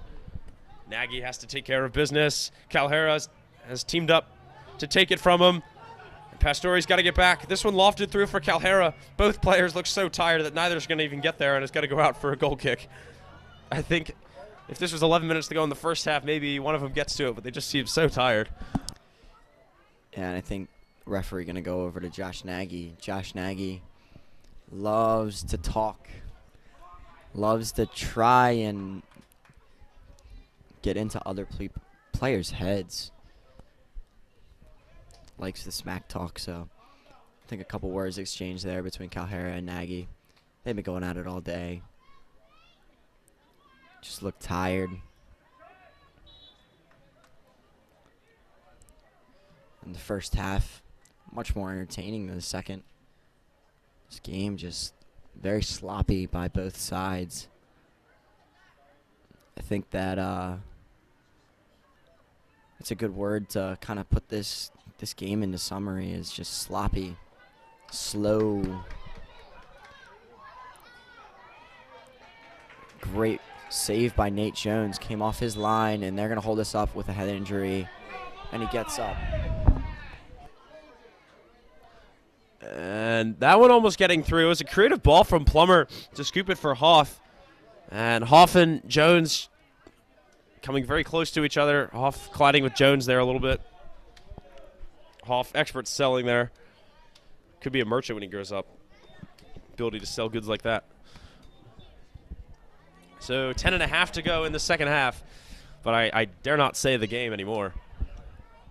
This starting to feel like Loyola's home game with us last year, when it just got hotter and hotter, that's a very and then we went 0-0 in overtime. Very good comparison. That one's surely an accidental touch, but Jones not going to take any chances in this kind of game, this kind of atmosphere. This one forward for Flynn. Flynn, I think he's earned a foul, not a throw, but referee just going to say it's a throw. I think we're going to give him a foul. Okay. It's all the same in the end. Just passing it back into the middle. Yeah, it's exactly what they would do normally. I think that was a faint whistle by the referee. Couldn't be heard from up here. You're right. I was like, I figured no whistle meant no foul, but yeah, I couldn't hear it either, but just based off of the outcome of it. yeah. Flynn left-footed cross, touched into the air. It's a 50-50 kind of ball. This one headed away towards Nagy. Nagy trotting his way on this one. He's got to be careful. Plummer's coming after him. Gleekin touches this one forward. Gleekin dispossessed, but I think Calvert Hall should keep it with the throw after the touch out there by Caio Fernandez. Or as Derek Ray and Lee Dixon say it in FIFA, at least back when I played FIFA, Bruno Fernandes instead of Fernandez. Don't know if that's actually a pronunciation or if that's just a British thing. I don't know. Maybe it's how the Portuguese pronounce Fernandez. I don't know. Or maybe he just said Fernandez really fast and it just sounds like Fernandes. But it's like an SCH kind of sound at the end. So whichever way it goes, I'll cover my bases and say it both ways. Flynn forward for Bilal. Bilal, good strength. Now good feet to keep it going. That's excellent work from the striker. Now Isaac. 8.5 to go. Mador cuts it back. Mador tackled, but he'll keep going. Henneman waiting for that ball to cut inside, but he's triple teamed. Concordia just doing well to have too many guys on the ball. This one lofted forward for Calhera. Calhera, no chance of getting around Ramsey. Jones will scoop it up. And another attack, no good from Concordia. And it's just going to come down to who makes one fewer stops at this point. Isaac, good touch to keep possession. Otherwise, Calvert Hall defense not really in position to defend as these fullbacks get really high. And same with, well, the rest of the team. That pass not quite being deflected. Flynn winning it, and he's had it kicked away from him. Here's a lofty ball for Gleekin, but it's headed away by Graham. And clock continues to tick, and you have to say the odds of the seniors getting any bonus playing time today has gone to 0. I don't think we'll see it. Which is unfortunate. Yeah, I mean, you can understand why Coach Rich didn't want to take any chances even starting them because, yeah, this game is far from business taken care of. Bendor settled it. Keeper getting a touch and scooping up his loose ends there very well. And it's just amazing how in a tight game like this, for a keeper, it can still be moments of so much inactivity. And to come in and be big when you need to, he's got the most mentally taxing job out there. While the players on the field physically wear themselves down. Yeah, what a save by Colton Drought. As I said before, keeping them in this game. Real MVP of today. Calhera, runner-up, has been causing so much havoc up top. And, you know, as a Calvert Hall fan, you might be, well, wishing the score to be in a one way or the other, but these are the kind of games we live for. We've been waiting for one like this, I think. I mean, the Reef Cup was a little bit like that, but, I mean, we did score 20 minutes in. But it was still like a tight game and a fun game because of the tradition. This feels like it, except the score matches a little bit better. Isaac's interception, unfortunately, going right back to Concordia, but he's done well to recover. But his touch again dispossessed. He's worked too hard to be dispossessed twice. Calhera's shot's blocked. Ramsey was ready for that, turned around before he even shot it. And it's almost as if Calhera shot it into his back. Poke forward. And Flynn hiding in the shade there, didn't even see him. I thought that was just a give up on possession. Bilal hoping that he could kind of watch that one fall through for him. Now Henneman. Now a little confusion, and Concordia getting the ball back somehow. Isaac a touch. Pastore over to Gleekin. Sun is killer right now. Yeah, I wonder if it's having an impact on the players as they try to dribble across the field. Modor, a little scoop pass. This one deflected, not perfectly. This one certainly unintentional, though, and the keeper can use his hands to scoop this one and redistribute. Wow, just over 5 to play. And, well, I'm not sure if my voice has another 25 minutes in it, to be completely honest with you. With what occurred last night with freshman retreat, I mean, voice is getting there. Getting a little maxed out. But close to 28 hours at Calvert Hall straight is. It was fun last night, but very tolling physically and mentally. Did you not go home today? I did. I got home around, I don't know, 11:30, 12 o'clock. Holy And cow. then If you I hadn't gone left my home, house.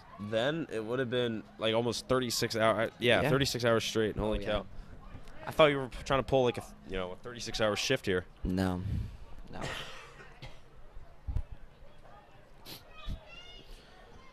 So Concordia will get this throw in. Not sure who would have even informally conjectured that Concordia would be in this kind of situation, or even Calvert Hall with 75 minutes into this game. I mean, it was a pretty routine 3-0 win last time, right? Yeah, it was physical. About equally as much as today.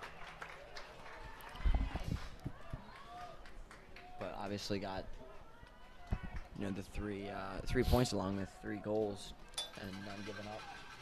So clean sheet and 3 goals helps a lot. So Medor will begin his run up from the track. 2 hands up, 2 hands down, 1 foot, 1 ball in. That pass was deflected away. You can see Rocco sizing up his swing. Good work to keep it in from Hoff. But now he's left his team a man down as his pass goes right to the other team. And then Plummer steals it. Here comes Plummer. No one going to intervene just yet. He's playing this one forward for Calhera. Calhera, that's a great pass. Great accuracy from Plummer. And Calhera's ruined the moment as he's been dispossessed by Nagy. And then nice slide tackle to win the ball. Well, temporarily, it still goes out for a Calvert Hall throw. That's one of those slide tackles where if you get it wrong, you get it very, very wrong. Yep. 2 very sizable players when they go at it like that. But nice work execution-wise.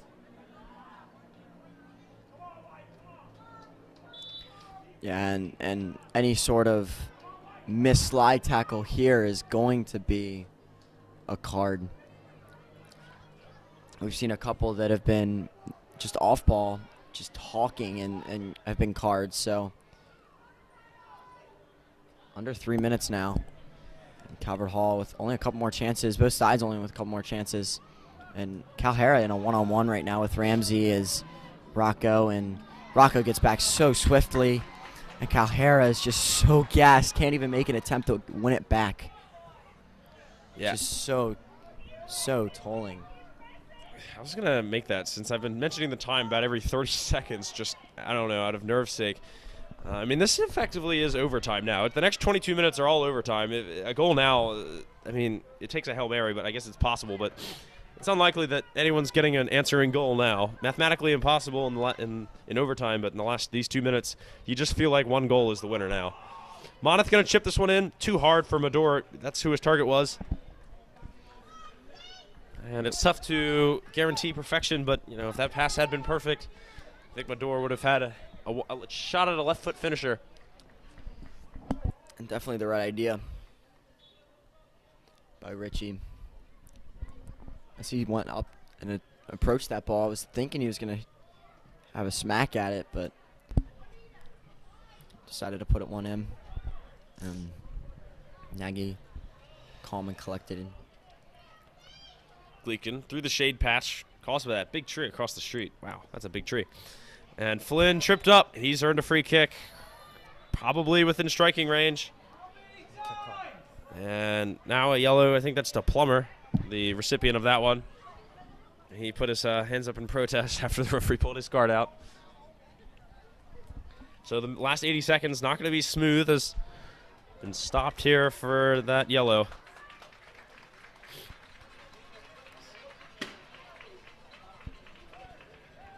Well, that card getting lots of use. Good thing it's laminated. At least I would think it's laminated. Too many fingerprints. Looks like a nice card. Lamination's always interested me. Melting glass, or what is it? Melting plastic together to, make stronger materials. So Medor going to take this one from outside the football lines.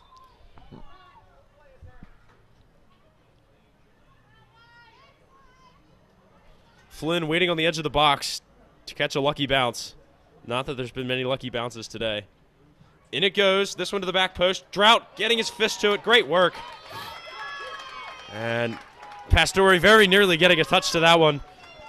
But unfortunately, in getting the ball, keepers, had to do what he had to do. He's landed a little strangely on Rocco, I would think. And I mentioned the 80 seconds not going to go smoothly. 2 stoppages already in the last 80 seconds. And I think Pastore might have just been copycatting Hoff on the other team there, staying down until he earned a whistle. But as a result, he's had to be sent off. Referees told him he has to come off now. He's got to come off. Which makes sense. Yeah, I thought he was going to be down for a lot longer than that.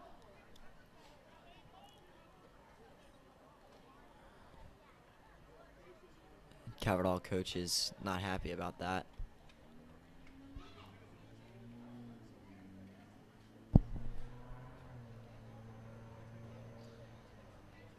Well, Concordia will take their chance to sub while they can.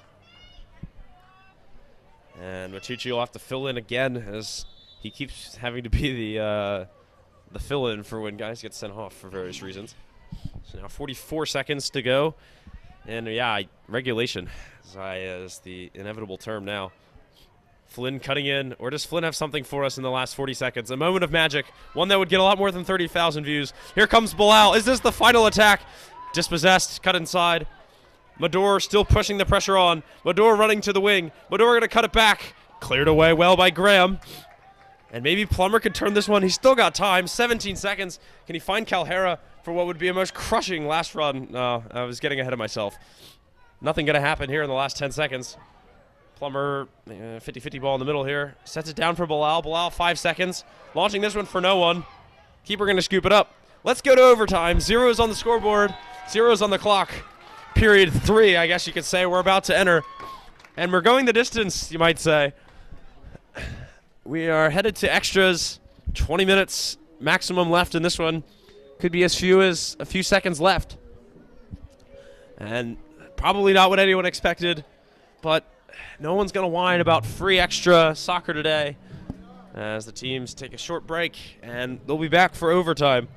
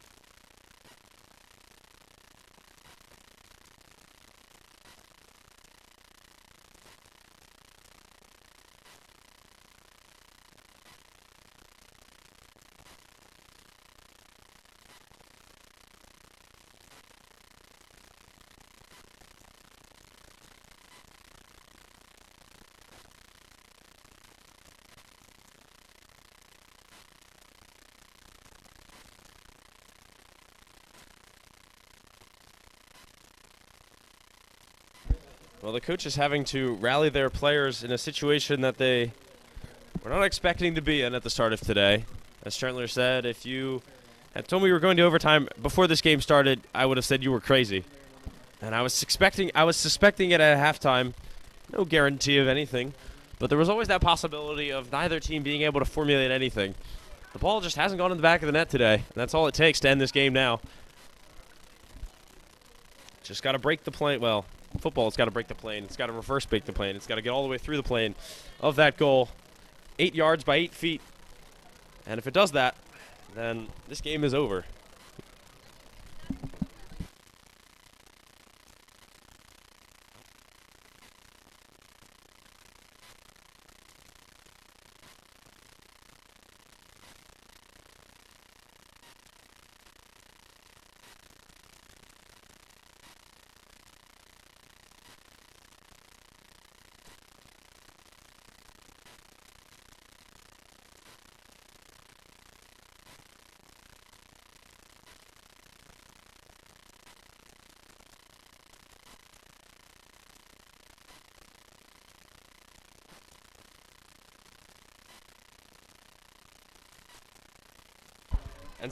And so we get going into overtime. I feel weird saying these words. It's been a long time since we had an overtime game here at the Hall. Calvert Hall been taking care of business in the first 80. They might need as many as 100, and even then it might not be done. Who knows? But Calvert Hall going to have to play with a little bit more desperation if they want to get all 3 points today.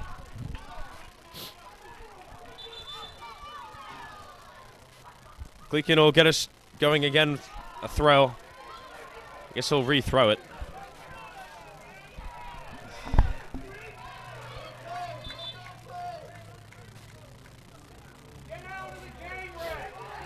So Gleekin will get the free kick now as he was collided from behind as he was trying to throw it in. And so Pastore will get it going. Over for Ramsey. Ramsey, long ball forward. And I'm told that the shadow makes a black hole kind of shape on the live stream. No light can get out of there into the camera. So I'll have to describe what's over there. It's with Mador out right on the sideline. His pass deflected. Now he gets it back towards Moneth. Moneth pokes it to Mador. Mador looks to come out of the black hole. Yep, here he goes. Flynn taking it into the area of light. Gleekin all the way out wide. Gleekin cuts in for Flynn. Just got to go back to what's worked for them so well this year. The simple attacks that have just sliced enemy defenses to pieces. Gleekin, awkward touch. Wexler's cleared it away. He'll have to go grab it for a throw-in. Ballboy doing an excellent job to go get that one and keep the attack on for Calvert Hall. Gosh. Was moving. Flynn, good cross in from Flynn. Just touched away. Moneth was there for the winning touch, theoretically. Although nothing is guaranteed in life except death, taxes, and long games against Concordia at home, apparently.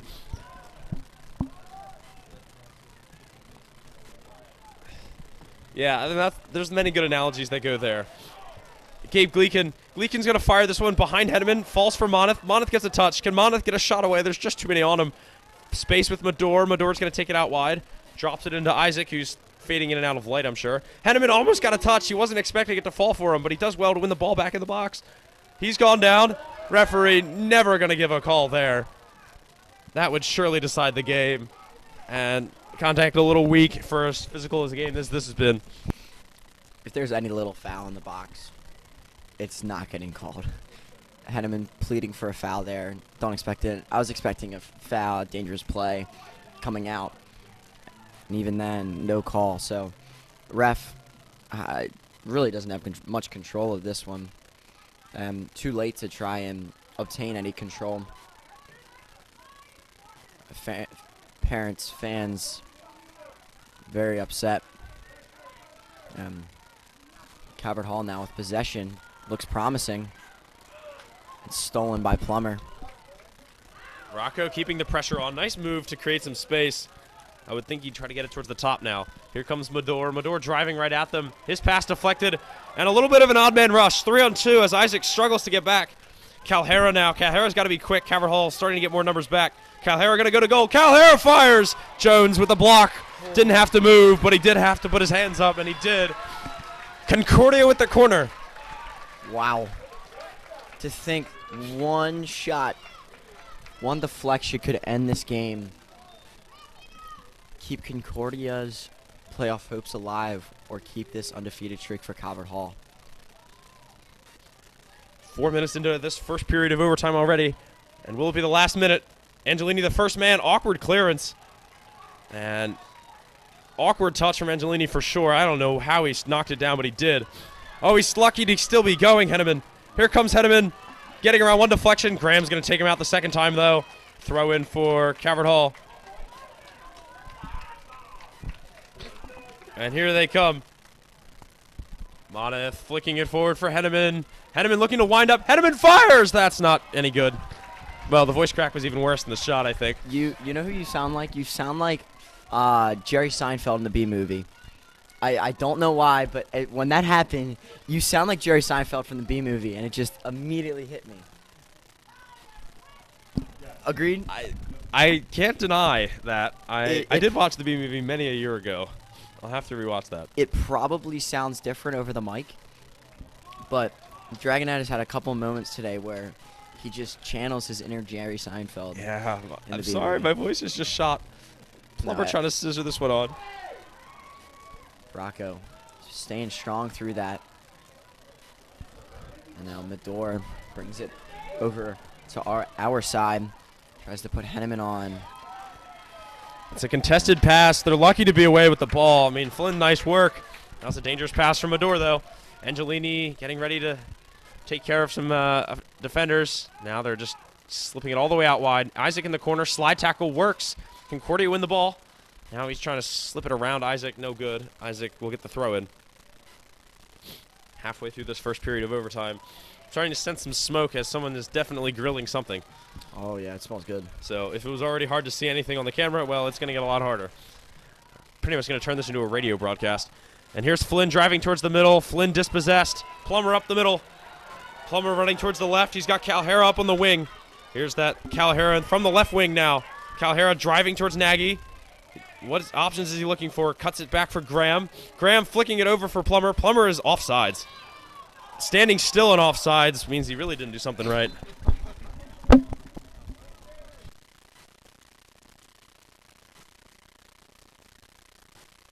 Medor. Henneman touching this one down. Drops it back for Pastore.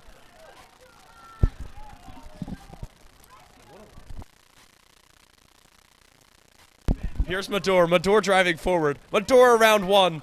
Oh, slide tackle. He's not going to get around that. That's well done. But Flynn can scoop that up and keep the attack going. Pastore in the smoke haze finds Gleekin.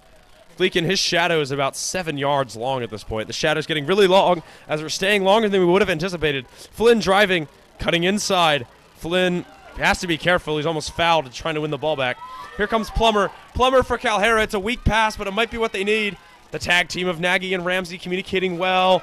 Now Nagy's just been out strength. Calhera's in the box. Calhera could fire. Calhera's shot is blocked. Second chance over the bar. Calhera continuing to wreak havoc. This Concordia side is fired up with 2:45 left to go.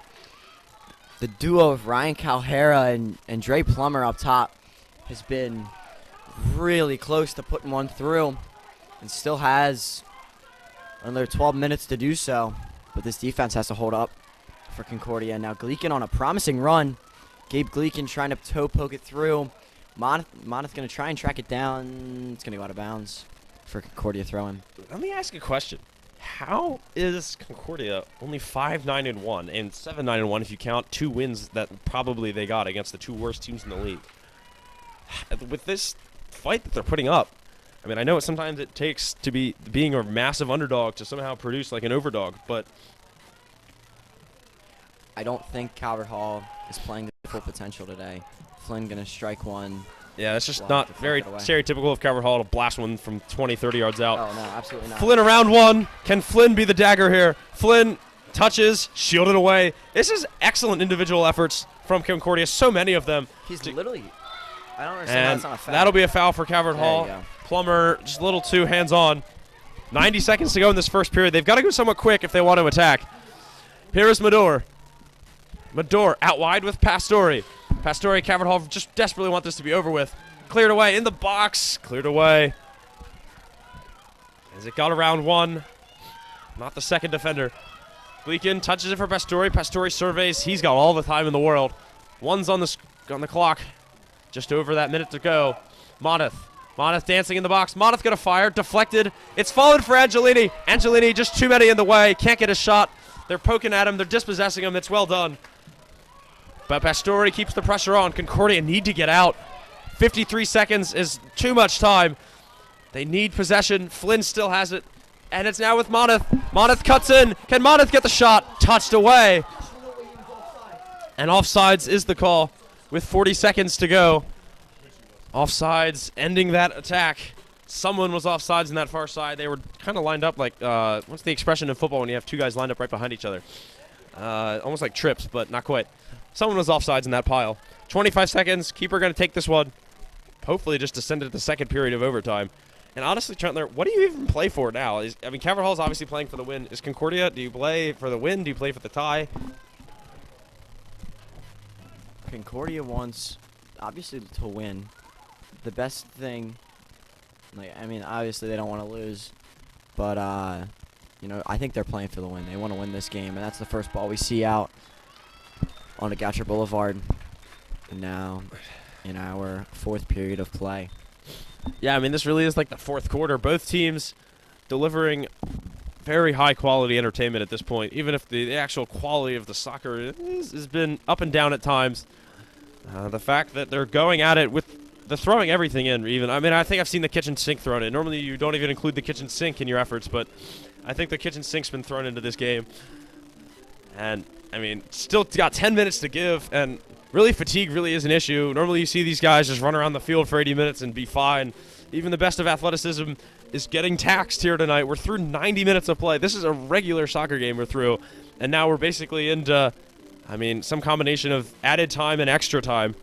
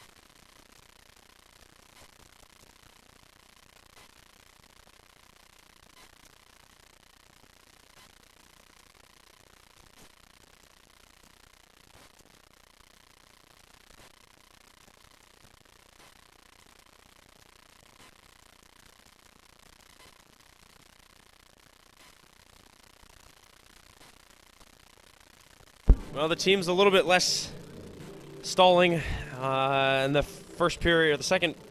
I cannot speak anymore. Second period of extra time. They're ready for it a lot faster than they were the first. We've got 10 minutes left, no more, possibly less. But for better or worse, this story will have an outcome by the end of 10 minutes, by the end of the hour for sure, by the end of 5:45. That's what we're at. And Concordia, a little bit of on-field huddling now. As Jones drinks his water bottle, as he hops back into goal. And so much pressure on everyone now. I wouldn't want to, I guess I would want to be on this field, but I'd just be too nervous to be a contributive member of the team. Bilal will kick us off in this fourth period of play, second period of extra time, second overtime, whatever you want to call it. Really, it comes down to who can make one more play, want it just a little bit more. Isaac Going to give us a throw for Bilal. Bilal, nice touch back to Moneth. Calvert Hall will take anything they can get at this point. Moneth to the wing. Moneth dispossessed. And there's just more impressive efforts from Concordia. This time the tackle comes from Andrade. Now Hoff. Here comes Hoff. Hoff sees his option. Awkward touch. Ramsey has won the ball for his team in the end. Here is Pastore. Concordia going to keep 1 or 2 guys high this entire time. Everybody else going to be inside their defensive third. There's going to be no presence around the midfield, around the 50-yard line for Concordia. Yeah, it really does suggest that they might just be happy with the way that things have gone. If they tie this game, it's going to be like a Super Bowl. I mean, really, it's a huge win for them to do that, which only one team has done this year.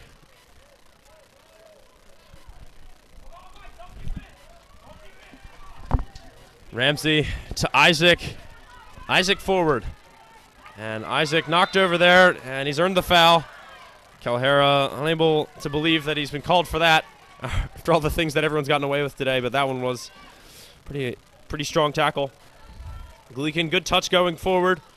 Here comes Gleekin. Gleekin cross. There's just too many guys in the box. You're right. I think the expression would be parking the bus.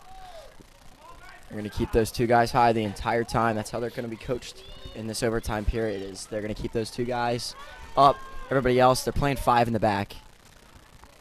Like Loyola, right? Almost 5, almost 6 guys playing on that back line. Normally it's going to be 4. Yeah, even Plummer almost sagging to play as like a defensive midfielder just because of his size. Makes him hard to get around. Sub time too. Yeah, Concordia really trying to stretch this game out, or really shorten the game by stretching all the time out. 2 minutes already gone in this one. I mean, every prediction we've made up to this point has probably been wrong, so I don't even want to guess where this game's going to go, but you just never know. Yeah. On any given day, you never know. You never know what day things will happen. Flynn for Pastore. I feel like that's what we've been saying all year. You just never know. That Nice loss can touch. happen any day. Flynn was just looking at a shot, but he couldn't quite get it facing towards goal. Flynn pulls it back for Gleekin. Flynn going to fire across. Who's there? Really only Concordia defenders. Calhera shielding, backing Ramsey up here. Good touch.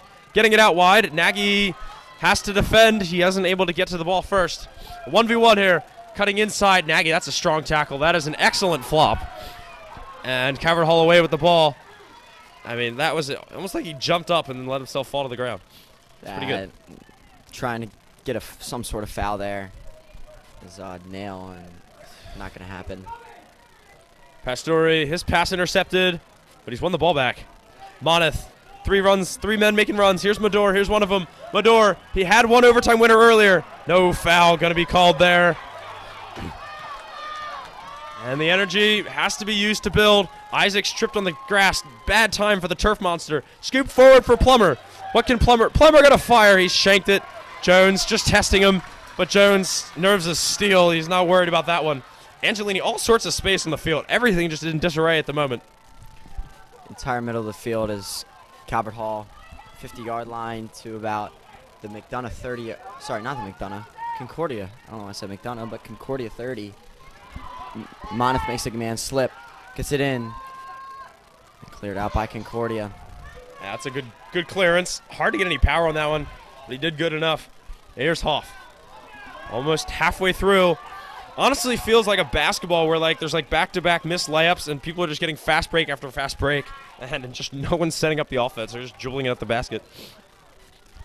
Calvert Hall 100% in a hurry. At this point, I really anything but a win is equally bad. Just trying to come away with 3 points. Don't want to lose 2. You don't want to lose to a 6th or 7th place team, depending on where they fall. Flynn sets it out wide for Gleekin. Is the cross going to be the answer today? Moneth at the back post, heads it along. Mador headed. Oh, it's parried away. It almost looked as if it had crossed into the goal when the keeper's hands finally got to it. And it's heroicism like this that has created the atmosphere here today. This is why we're 95 minutes into this game without a goal. I mean, that's 6th or 7th goal save that could have been a goal. Mador through for Moneth. Moneth cuts in. No one's on him. Moneth can get a shot off the block by the head. Angelini on it now. Angelini back. Flynn fires. Post in. And that's how it ends. 95 minutes. That's what it took them. And they beat the Concordia defense that worked so hard to be here tonight. And it's just fitting. It's just fitting that it ends via post and in. The keeper did everything he needed to. Not even his fault. It's in the end, it's the home goals with the home bounce that pushed the ball into the net. And we'll end this one a little bit later than we were expecting today. What a game this was. And oh my goodness, Tyler Flynn with the winner. And Concordia just cannot believe the effort that they've put in, and it's going to count for nothing on the stat sheet at the end of the day. I mean, it's just, I feel like I'm very happy right now for Calvert Hall, but also it's just terrible, terrible, terrible news for Concordia. So we're going to now get into senior night introductions, so stay tuned for that. Thank you for attending today's game. I encourage all of you to stick around at the conclusion of the senior night event for food and drinks. The Calvert Hall soccer program exemplifies the motto of brotherhood, so often heard.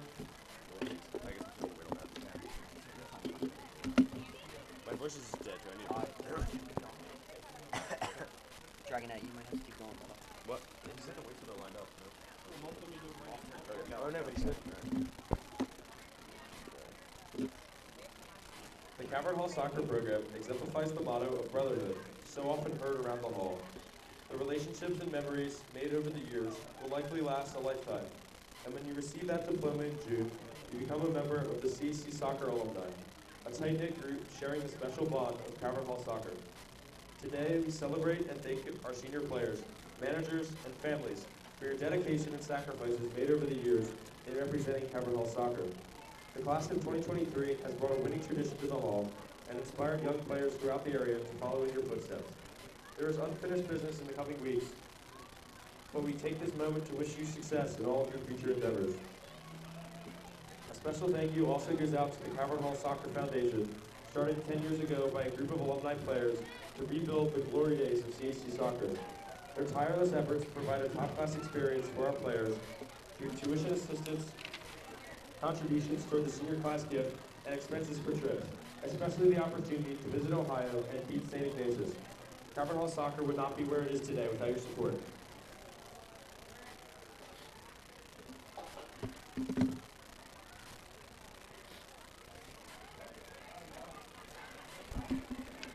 Players, when your name is called, come to the 50-yard line to be recognized along with your parents, have your photo taken, and receive your senior class gifts.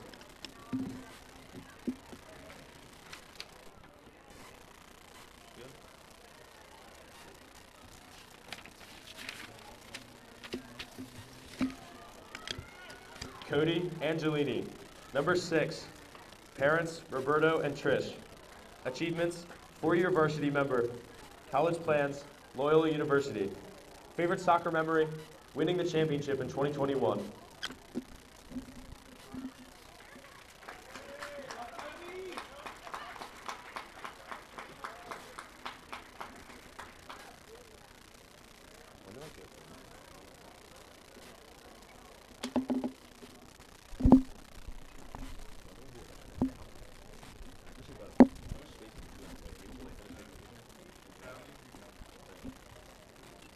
Number 5, Will Cole.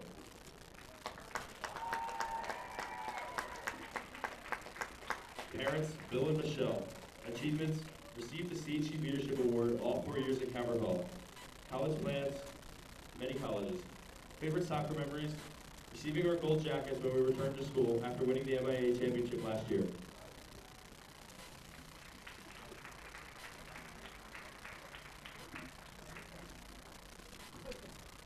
Number 7, Justin Crow.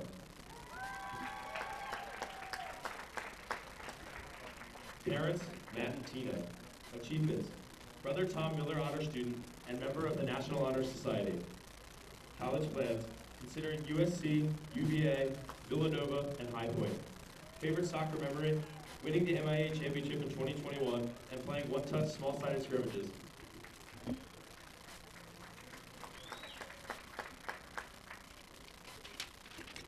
Number 10, Tyler Flynn.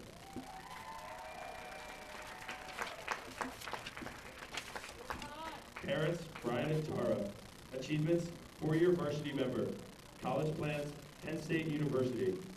Favorite soccer memories, winning the MIA championship and scoring the goal in overtime against Loyola.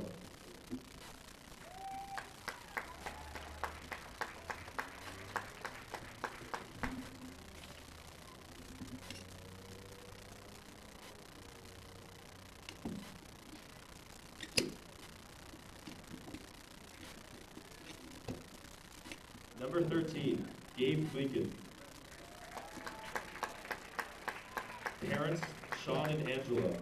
Achievements, 4 semesters on honor roll, 4-year varsity starter, 3-year team captain, Calvert Hall senior admissions representative. College plans, considering Salisbury University, Roanoke College, or High Point. Favorite soccer memory, winning the Reed Cup freshman year.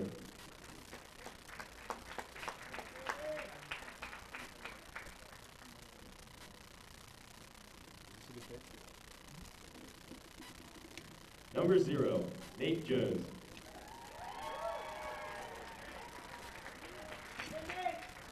Parents Ken and Kim, college plans, Loyola University, and favorite soccer memory, winning the MIA championship last year in 2021.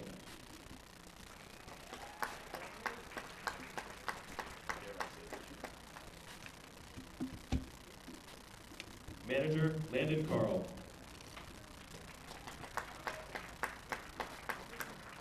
Parents, Thomas and Amy, college plans, considering University of Tampa, USC, and Penn State.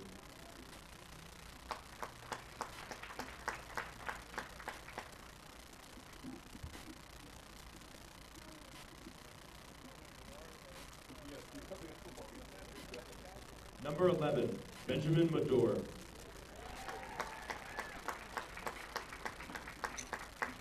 Parents, Todd, class of '89, and Gretchen. Achievements, 4-year varsity player, 3rd generation Calvert Hall. College plans, Penn State University.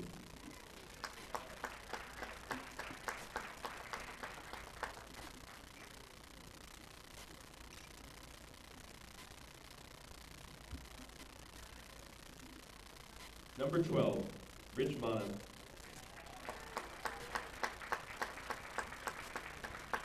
Parents Keith and Jamie. Achievement, member of National Honor Society. College plans, considering UMBC, University of Delaware, St. John's University, and Bucknell University. And favorite soccer memory, scoring the game-winning goal in the MIA championship game.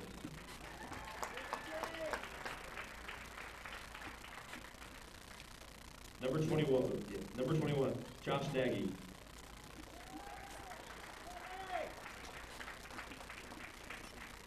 Parents Chris and Jen. Achievements, 4-year varsity player, college plans, United States Naval Academy.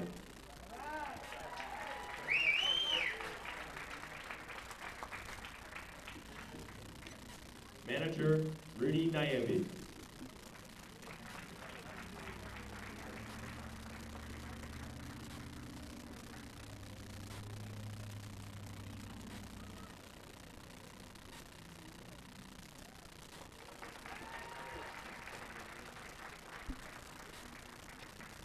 Number 4, Timothy Ostrowski.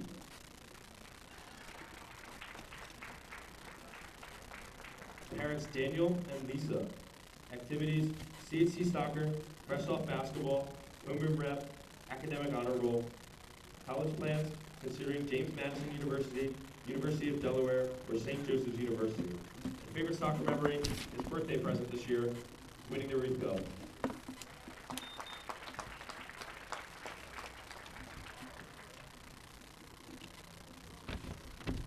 Number 23, Michael Porter.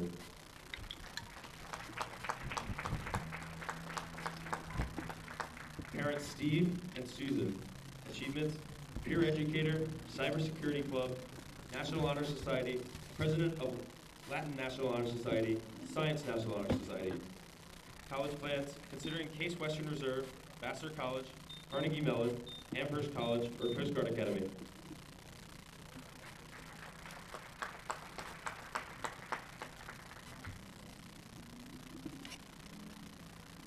Number 17, Nolan Prowse.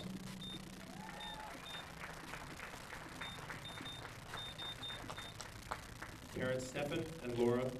Achievements, CHC soccer all 4 years. And other activities, interest in nursing.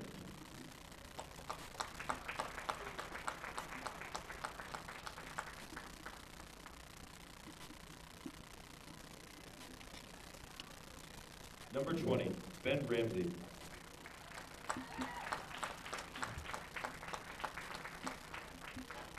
Parents Grant and Casey. Considering South Carolina, Virginia Tech, and Alabama. Activities, plays basketball for CHC, and favorite soccer memories, the 2021 MIA Championship, winning 2 Reef Cups, and beating St. Ignatius this year.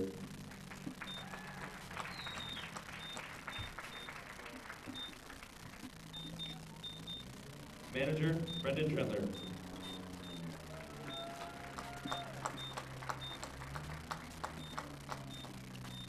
Parents, Brian and Lori. College plans, considering Syracuse or Maryland. Activities, communication and live stream broadcasting, photographer for CHC soccer and other sports. Favorite soccer memories, storming the field at Anne Arundel Community College after winning the championship last year.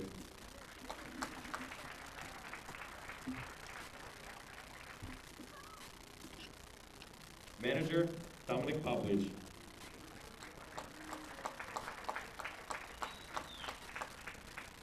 Parents, Steve and Claire. College plans, considering Clemson University. Favorite soccer memories, the 2021 Varsity Soccer Championship.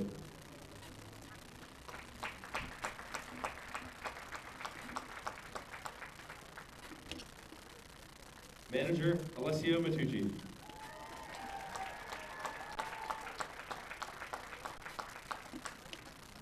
Parents, Tony and Nancy. Achievements, member of National Honor Society. College plans, considering Maryland, Virginia Tech, Clemson, Salisbury, or South Carolina. And favorite soccer memories, getting that gold jacket junior year. Once again, I invite everyone to the dining hall for refreshments.